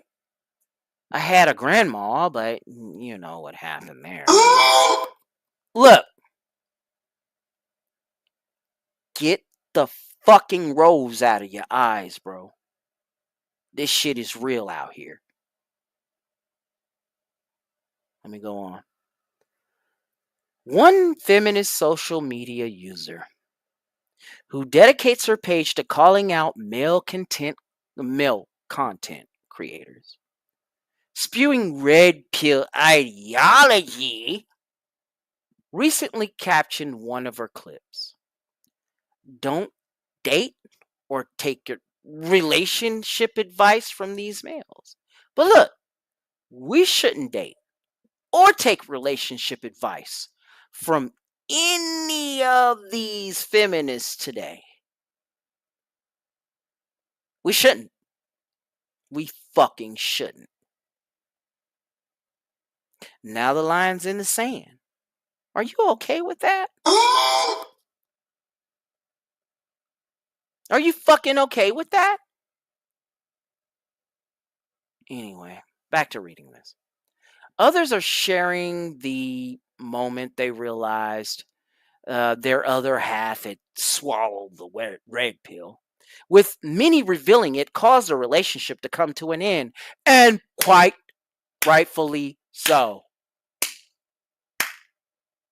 Keep in mind, I'm still clapping after saying that, because I'm not one of those idiot simp ass guys that cut like this. No, it's not that.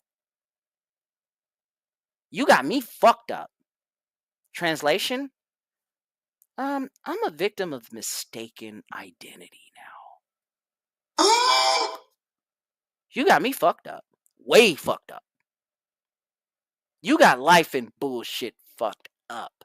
It's not necessarily our friends, the what is that? Our gynocentric industrial complex. It's not usually them. It's their boyfriends. It's their husbands. It's their brothers. It's their fathers even. They want to protect pretty princess, right?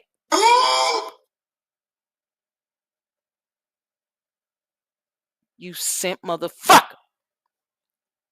You are okay. You have a relationship that is not symbiotic. Your relationship is like you got a gunshot wound. You're in the jungle, and leeches and maggots are eating away at your body. That's your relationship, idiot. Let me read this shit. Others sharing the moment they realize their other half swallows the red pill, with many revealing it caused a relationship to come to an end. These red pill guys have gotten out of hand. One shared an emotional video. I mean, you can tell. No, this shit. Ooh wee. Let me get into it though. I needed that. Fuck. I'm powering through I got 2 more articles. But I'm gonna power through this. God damn it!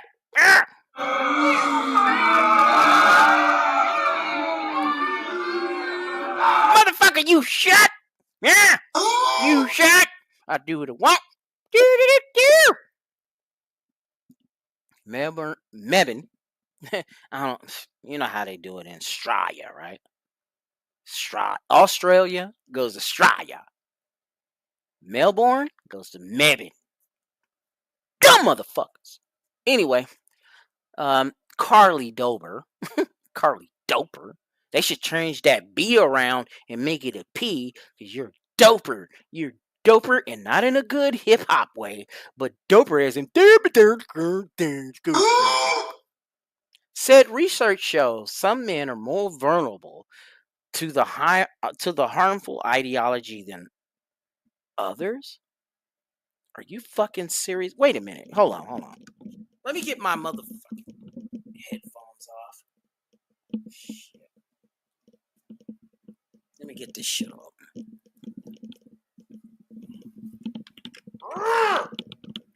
I'm getting a little, yeah, the heat's turning up, so yeah, fuck it. Here we go. All right, here we go. Systemically, some young men feel they are being culturally left behind academically and professionally, with wages and jobs not as easy to access, and the typical markers of adulthood, homeownership, and procreation more difficult or impossible to access compared to previous generations, she told news.com.au.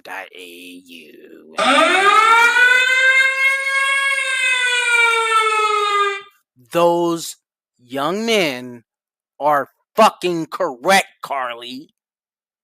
Come on. And it's not feel. Young men see. Young men have proven that they're being culturally left behind academically and professionally. If you were to get raw statistics as to what the fuck's going on over there and what the fuck's going on over here and all the other Five Eyes countries, as you put it. Yeah, that's the GIC, not the CIA. Okay? The complex in action, right? Kind of like that one bitch that we shown a few articles back. That agency, NSA too, they're listening to me now. They're packed with them. Okay? Packed with them.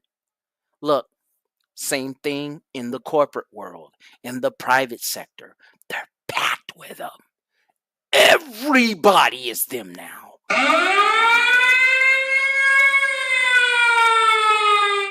And they say, women, well, no, we say, right? Because this is true.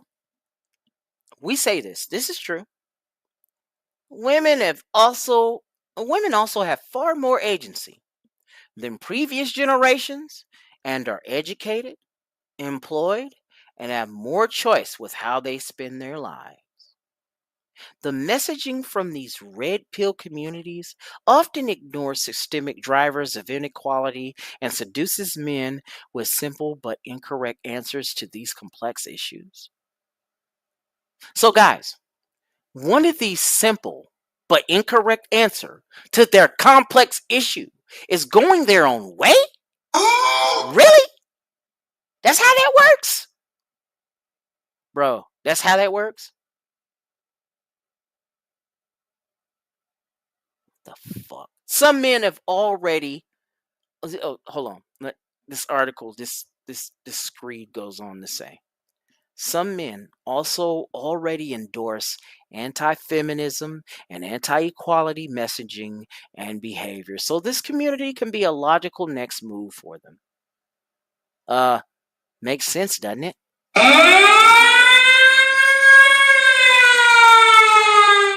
Chala. Sounds like T'Challa, doesn't it? I'm not in my mama Wakanda forever. Sound like that motherfucker. Whatever. Chala, who recently became the safety advocate for popular dating app Bumble, well, that told me everything I needed to know.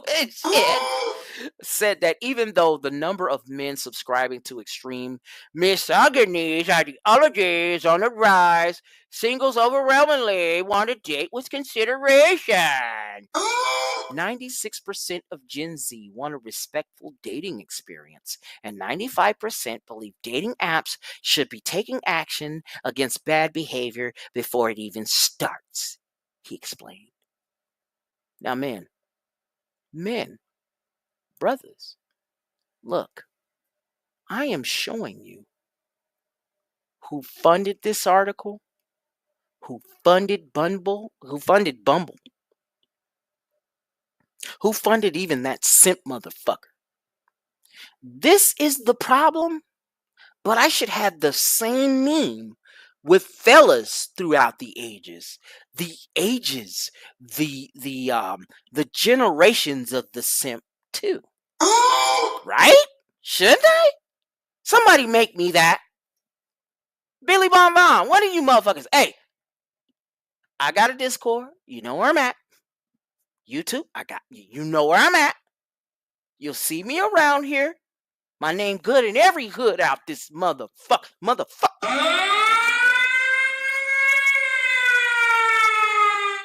So, there you go. This is written by, dumbass bitch talking to or interviewing a simp that works at Bumble. Safety advocate, might I add. All right? Oh, hell no. Oh, hell no. Because, okay, the first time I've ever heard this being described as red pill or MGTOW, where I'm at, right? Bro, this was, it seems like only yesterday. Shit. That was about 10 years ago from the date of this video, 2025, right? Damn. I'm surprised, you know? And the biggest problem back then, when it comes to simps like this, it was usually, how you say, it was usually the Reddit forum. When they seen that MGTOW Reddit forum, they lost their fucking minds, bro. When we did this shit on YouTube, they went gonzo out of their shit, right? You know, because we really had some pretty stand-up guys, and we still do to this day, laying it down, passing down the philosophy, generation onto generation. Because what they are blind to see, what they're blind to fucking see here, and I'll get this bullshit off my screen. What they are blind to see here is the entitlement that they were fucking uncomfortable with. You know?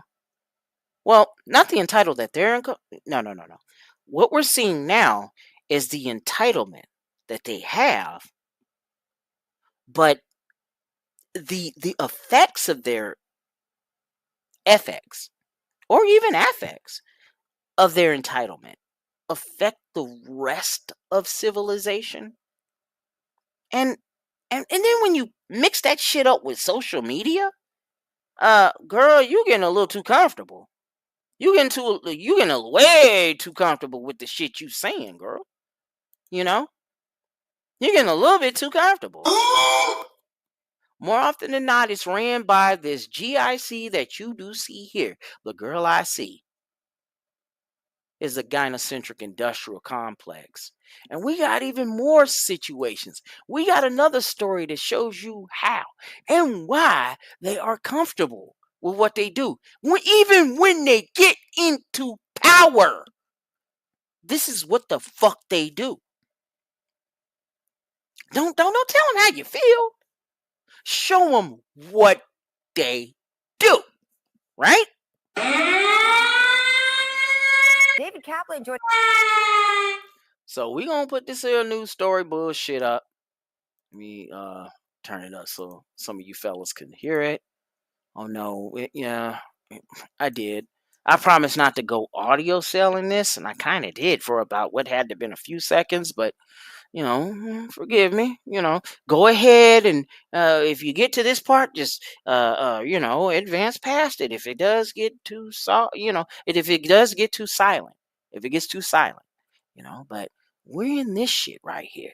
This happened in what they call CC, not DC. Chocolate City and its vanilla suburbs, as niggas put it.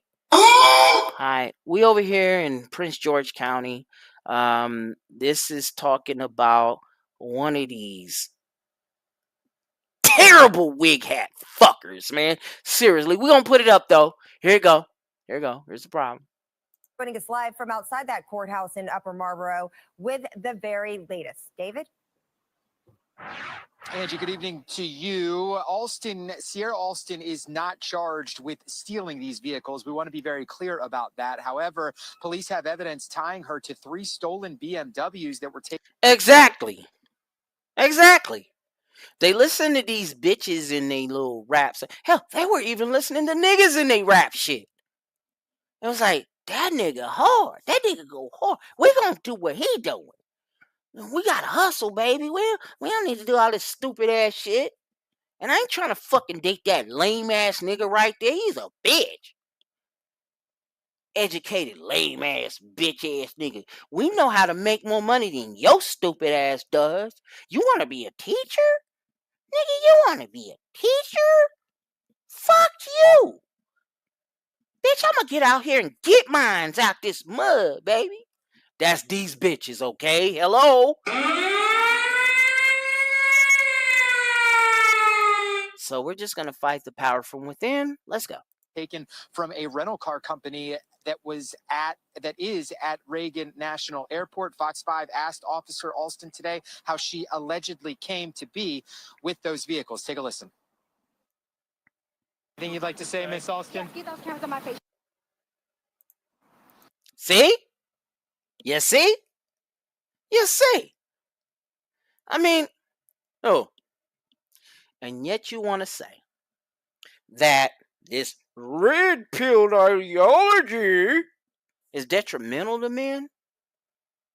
You're not confronting the real problem out here, and that's toxic femininity. Now, somehow, the trad cucks are correct when they do lay it out that they learn it from the men. And then those females become mothers. And those mothers, pass it on to the rest of their family, whether or not it's, come on, man. I'm black behind this mask. I've seen it happen. I'm almost 50 years old, man. I'm not a boomer. Get that shit right. Gen X, time to have. Now, I don't know. But let me show you this shit. The way she walked up out of there is typical with wig hats. And look at this shit. Now, back then, right? You see the wig hat? See the wig hat? That's her fitted. That Yaki's my fitted, bitch. That's this stupid bitch, right? She walking out the courtroom after being charged with her shit. Charged with all these driving these stolen ass cars. A baddie, right? Bad bitch. Right? She good for this shit, right, huh? And get this, she's in the system. She's a cop. Oh my God! Did y'all know that the chief of police of the Capitol cops during the time of the January 6th protests was a black woman? I mean, come on, man! Like, look, they profit off of our deaths. Black man, if you are listening to this, and you know it, they are profiting off your death. And yet you want to call me an educated lame, an incel? For real? A chud even? Oh, come on, nigga. You're an idiot, bro. You's a dumbass nigga. Yes, I can say that. Nigga. Get your shit together. Get it out the mud, bitch. Yeah, I'm talking to you, nigga. Listening to Psyche Soap shit. Now, black men. Isn't this tiring? They're making they're making you look horrible.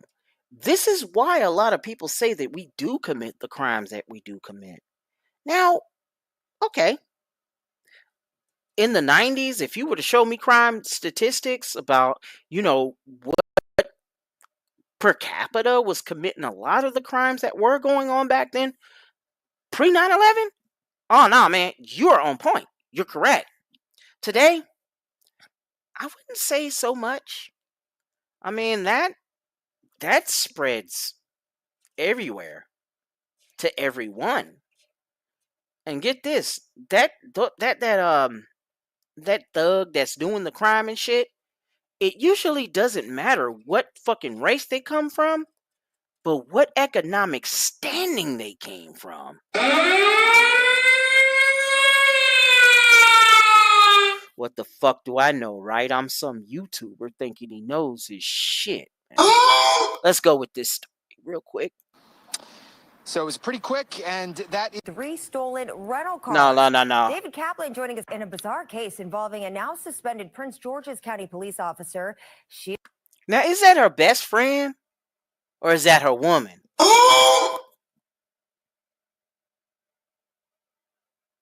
Alright? Is that her girlfriend? And yet at the same time she has a thug nigga as a boyfriend? I don't know. Maybe that's the case. Yeah, I'm over here just throwing all sorts of fucking shit. Let me play this shit. Man, shut up. He appeared in court today, charged with illegally using 3 stolen rental cars. David Kaplan joining us live from outside that courthouse in Upper Marlboro with... Yeah, 3 BMWs and skates the fuck out. Bullshit ain't nothing. And the problem is toxic masculinity. Okay, you want to say that? Toxic masculinity in women. And you know what's going to come out all of a sudden? It's your fault we're the way we are. No, bitch. It's your environment. Keep going. Come on. The very latest. David? Angie, good evening to you. Sierra Alston is not charged with stealing these vehicles. We want to be very clear about that. However, police have evidence tying her to 3 stolen BMWs that were taken from a rental car company that is at Reagan National Airport. Fox 5 asked Officer... Come on, man. She was trying to relive Fast and Furious. Keep going. Alston today, how she allegedly came to be with those vehicles. Take a listen. Anything you'd like to say, Miss Alston? Get those cameras on my face. Yeah, we about to get that bag. Fuck you niggas. Yeah. Woo. So it was pretty quick, and that is what she said. In an affidavit obtained by Fox 5, in this case, we learned the rental car company Sixt, from which these 3 BMWs were stolen, realized earlier this year they had a total of 30 cars missing. Fox 5 reached out to the company with a list of questions about how this could happen, if they had found the other 27 vehicles, and if they've made security changes. Is she pregnant? I don't know. Didn't respond to any of those questions. Let's see this again. Sorry, fellas. But I gotta play this again. Georges County police officer. She appeared in court today, illegally using 3 stolen rental cars. Shit! David Kaplan joining us live from outside that courthouse in Upper Marlboro with the very latest. Prince George's County police officer. Boom! Baby bump. Look at the baby bump. What the fuck? Work the scary work. Yeah. Oh. Got the baby bump. Shut! You saw that! You shut! You're wrong! I'm gonna show you the real. You better watch this shit. I'm gonna be to get you! I'm gonna be to get you. I'm gonna be to get you. I'm gonna be to get you. 'Cause I'm soap. I'm taking soap. Whatever I do to want. You shut. Oh, you shot. I do what I want. Ooh. Do. Watch this shit. All right, I'm going to quit fucking with the video and keep it going. She appeared in court today, charged with illegally using 3 stolen rental cars. David Kaplan joining us live from it could be a beer gut in Upper Marlboro with the very latest. David? Angie, good evening to you.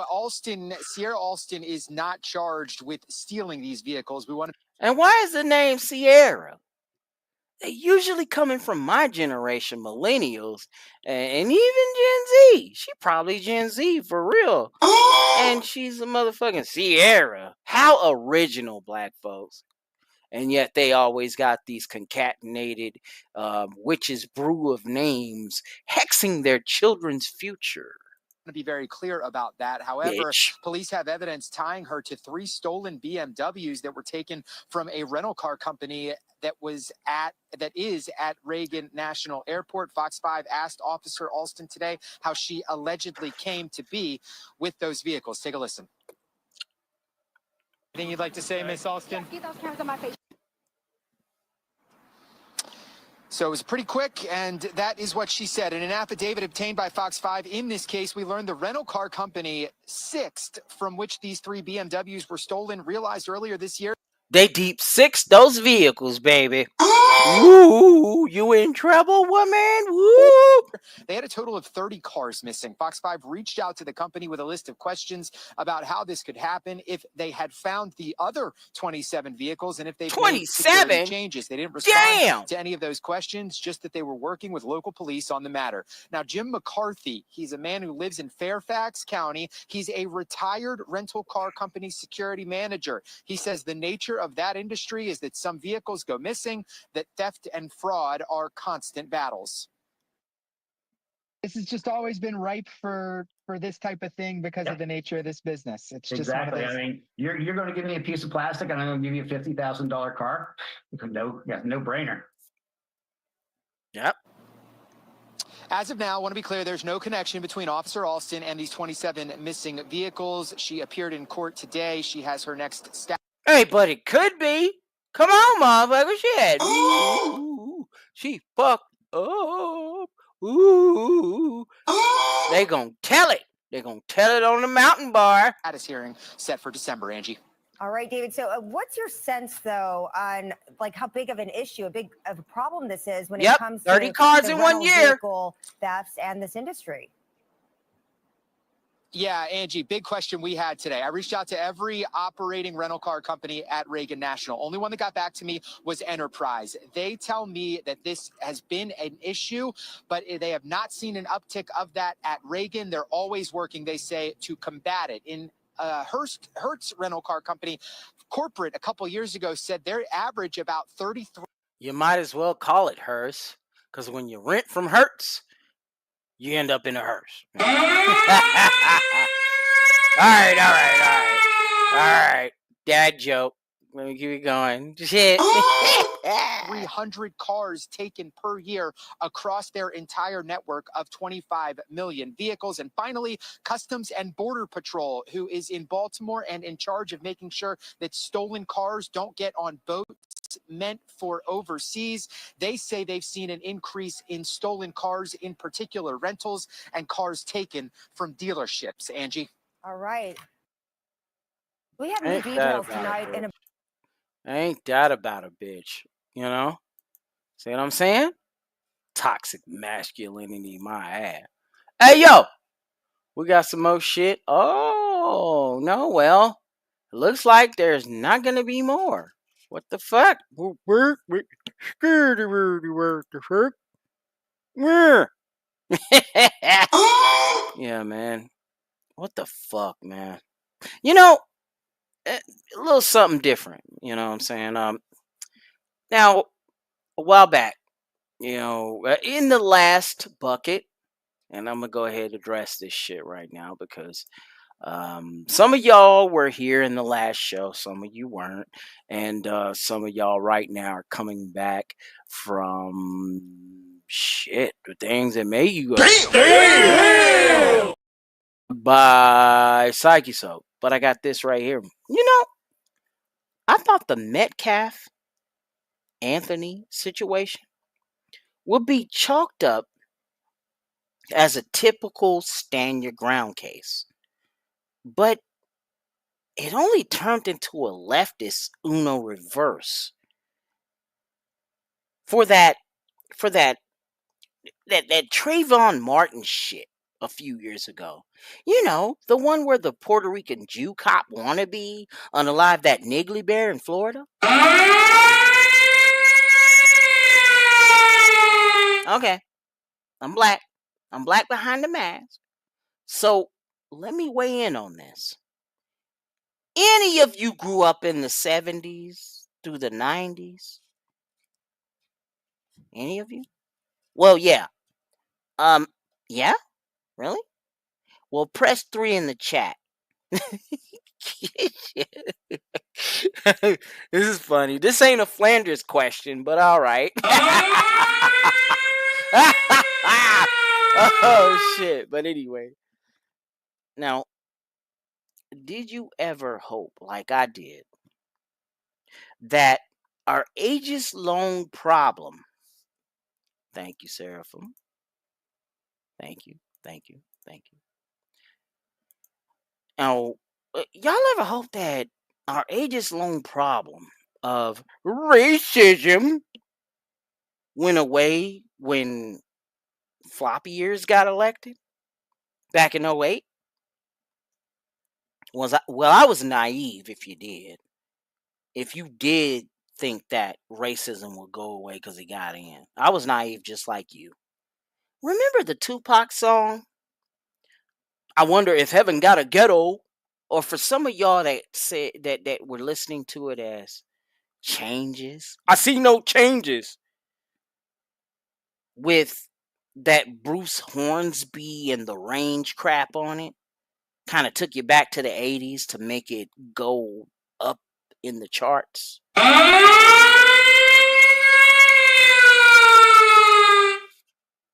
Well, now, come on now, Tom. I was like, are you asking? Like, I mean, I was asking. No, I'm asking.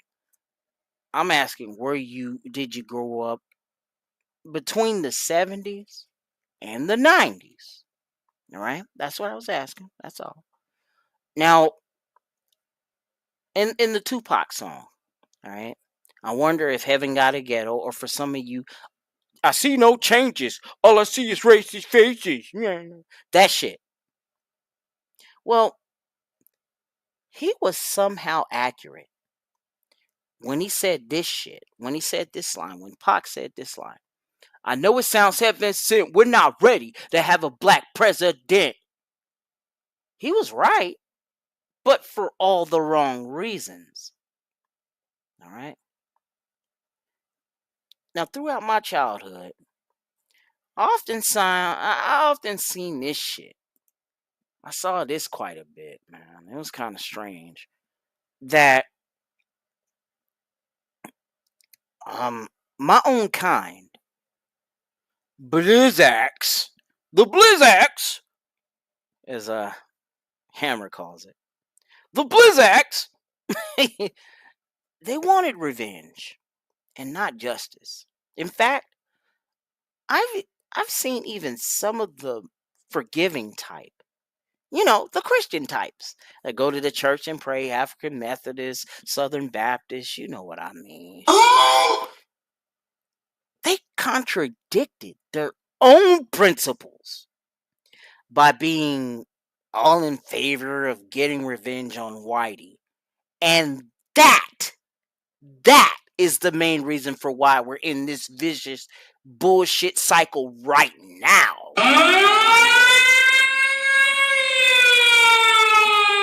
That is why I'm against racial division in the manosphere. I mean, there's this one content creator. He claims to be men's rights, but only for men that look like him. You can tell that guy, he ain't even slaughtered his sacred cows yet. When you are getting that crimson capsule, when you are taking that red pill, it happens in many different layers. The shit that you used to just rail against, the shit that you used to get mad at, and you would try to stomp it or shout it down. When it was around your circumference, when it was around your presence, you know, you would just brush it off your shoulders. And at the time, rightfully so. But you could tell a guy like this hasn't even slaughtered his sacred cows yet.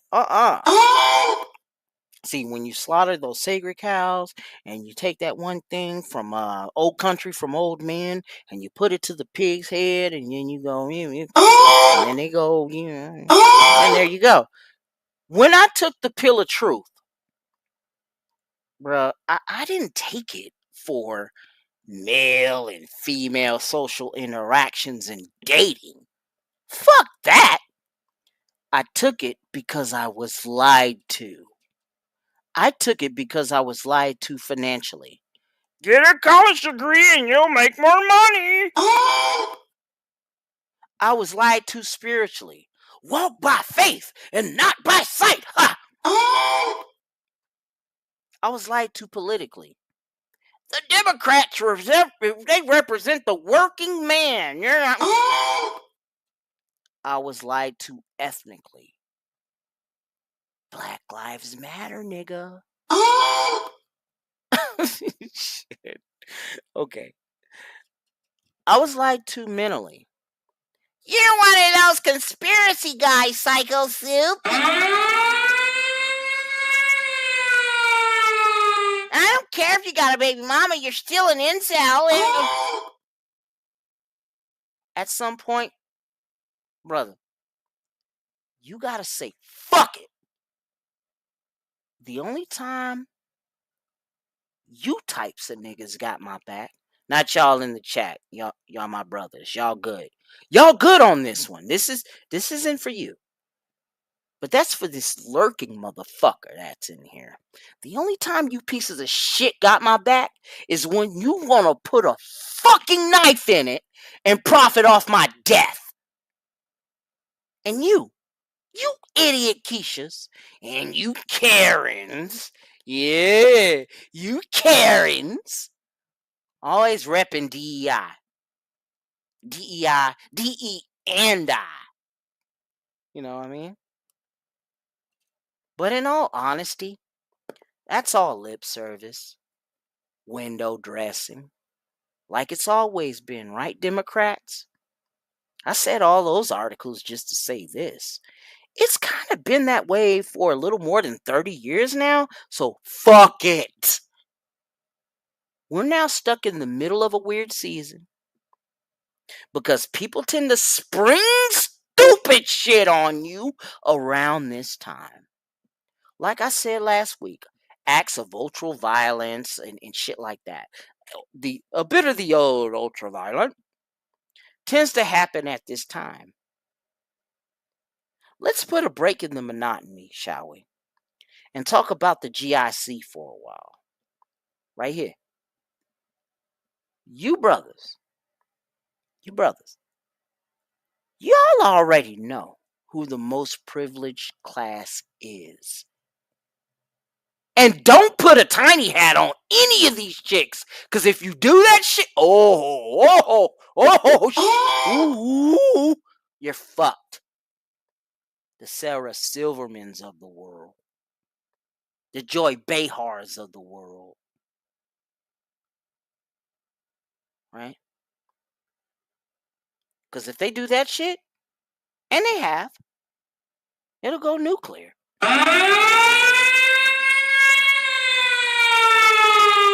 They're incubated. Then they're indoctrinated early. Come on, man. Yo, it's front loaded in them. You see it in every InstaThought video, OnlyFans video, if your crazy simp ass is going over there to watch it. Right? You even see them pointing at junk food in the middle of the checkout line saying, mine, mine. This was a Miley, a young Kaylee that did this shit. You know? And when I seen this in the store, I was like, and I was working that day, and so I was like, oh, okay. I can tell. Grandma, she ain't doing shit. She's just passing through. You know, she's in that, she's in with the spoiling. You know, she was in with the spoiling and shit, so, you know, that's cute. I used to be like that. Yeah. She used to be like that. Look at this. They used to be like that. Well, except for the last generation here that I'm showing on the left of this picture. But damn it, I scared the shit out of them. I was going up closely to the other counter, to the other register, and she was looking at me like, oh, no. She was saying, mine, pointing at all the candy, all the junk food, all that shit, right? But when I got there, she got quiet. She ain't never seen a black person before in her life. And that told me everything I needed to know about you bitches out here. Everything. Everything, dog. That's the way y'all act. Scared the shit out of her, man. She was going, mommy, grandma. Oh, no, because this is her grandma. Nana.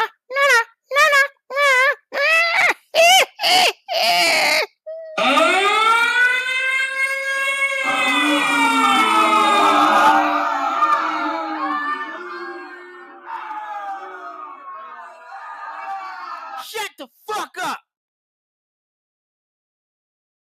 You know I'm right. All right. Let me get into these comments real quick, man. That story is getting a suspiciously amount of coverage. Yeah, that one, the one I was showing you about the wig hat that had that robbery ring, and they were trying to, and that news channel was trying very hard not to accuse her of all of the robberies that happen around there, because that would make her look like the fucking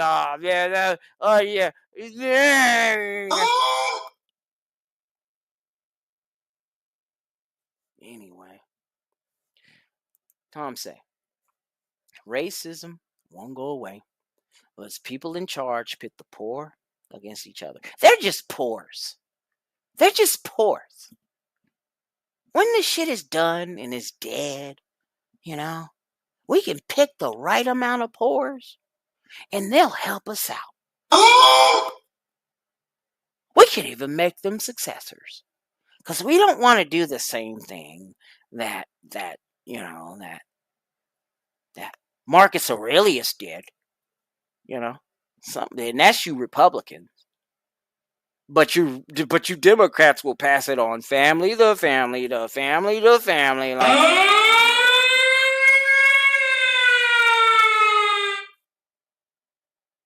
divide and conquer tactics. That's correct.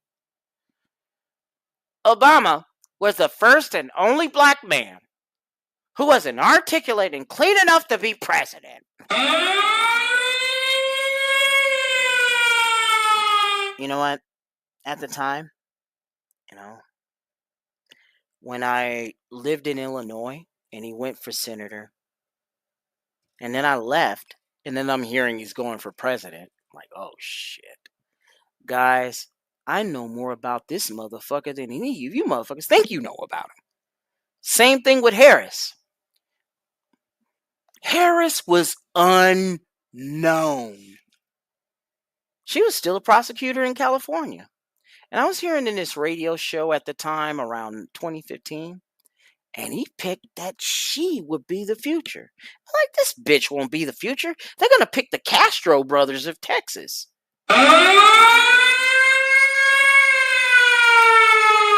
No. He was right.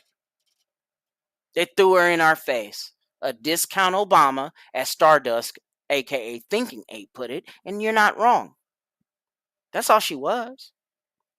Now look, you're seeing AOC. You're seeing the last old boomer, and that's, what's his fucking name? Boyney Sanders. You got Jasmine Crooked. You know what I'm saying? This crooked Dallas bitch. Crooked Dallas bitches come in threes. And it's usually, it goes Erykah Badu, Beyonce, and Jasmine Crooked. But yeah, that was the thing I was hearing quite a bit, And even the Republicans was saying it. Even, yes, my friends. Who is that motherfucker he went up against? Oh, man. Comes from Arizona. Was the guy that went up against Obama in the first term. He was a prisoner of war. Okay, I'm boomering on that one. What the fuck? You can hear the 56K going in my head. McCain. John McCain. John fucking McCain even said that. He was like, oh man, he's articulate. You know. Everybody said that shit. That's kind of like that one meme that was going around back then, like where the Democrats said that not a lot of black folks know how to use a computer and shit like that and all of this, but they can make rap videos for some reason.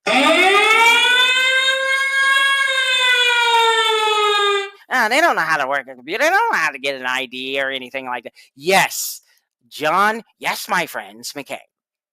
You know, Obama's articulate. No, ma'am. No, ma'am. He's articulate. Everybody that had lighter skin, especially the Democrats, he's articulate. He's articulate. But you know what? When the Republicans started saying it, they kept going, he's racist. You shut. You know I'm right. You shut. You shut. Do it what? Yeah. All right, man. All right, y'all. Well, for those that got here, whether it was AB, my man Rafter going in, you know, there's Tom Landry over here. There's Aussie. What's happening, bro? Hey, yo. I mean, come on, man. I get it. The things that make you is the junk food, but when you're in the bucket, you get a bucket of chicken. Seraphim, you know, the descendant of the true archangel. You know, I'm thinking really long and hard about doing the green eggs and man and more green eggs and more man, and you know, take some time off of the buckets and even the thing that make you go. Damn. When I decide to take off of that, I'm gonna probably do an audio book reading of it. He's no longer with us. Rest in peace to Archangel, aka Liberation Y, aka Michael Beck. That was a damn shame, you know. In his last days, he was talking about a cancerous area that got to him, and that wasn't right. Rest in peace to Renegade One. You know, he kind of reminded me of myself in my first 2 years of making content, and he was getting there, right? And then all of a sudden, he was gone. Yeah, and another thing. Man, reverse the trend. Men, reverse this trend.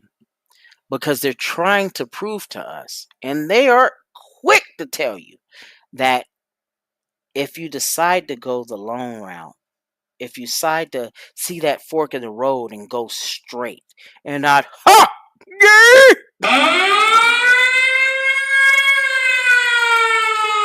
you don't live long. You only live long if you're married. You only live long if you got a woman in your life. Crack it.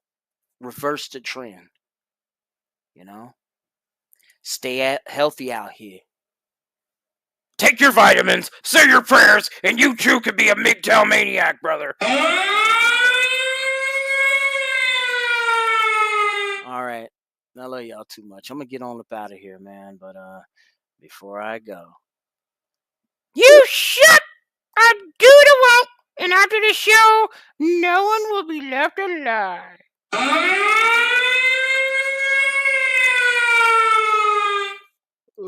For real, dude. Because, yo, we're all going to die eventually, so act accordingly. Love you much. Peace. Give me some of that old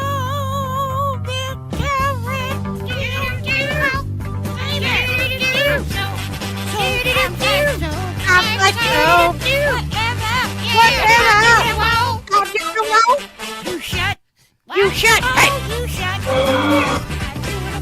I do the walk. No, I'm not so. You know that I do what I want. Get you.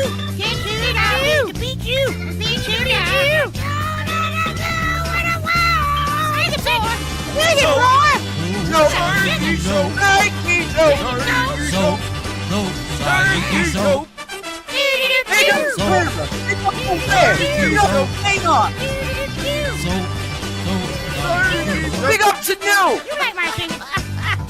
Big up to chat. Now, what we gonna do? We're gonna mellow it out again.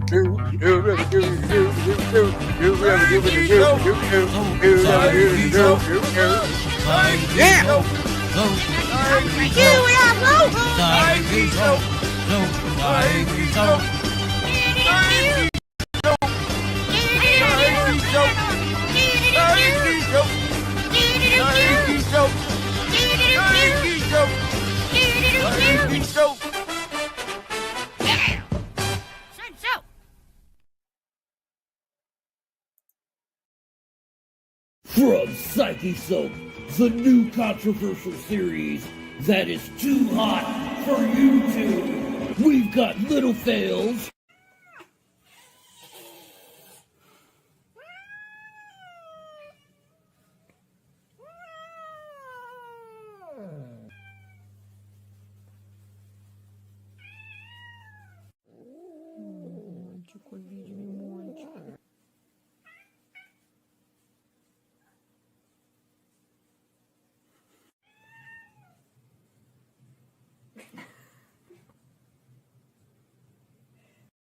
Damn! And we've got big fails too.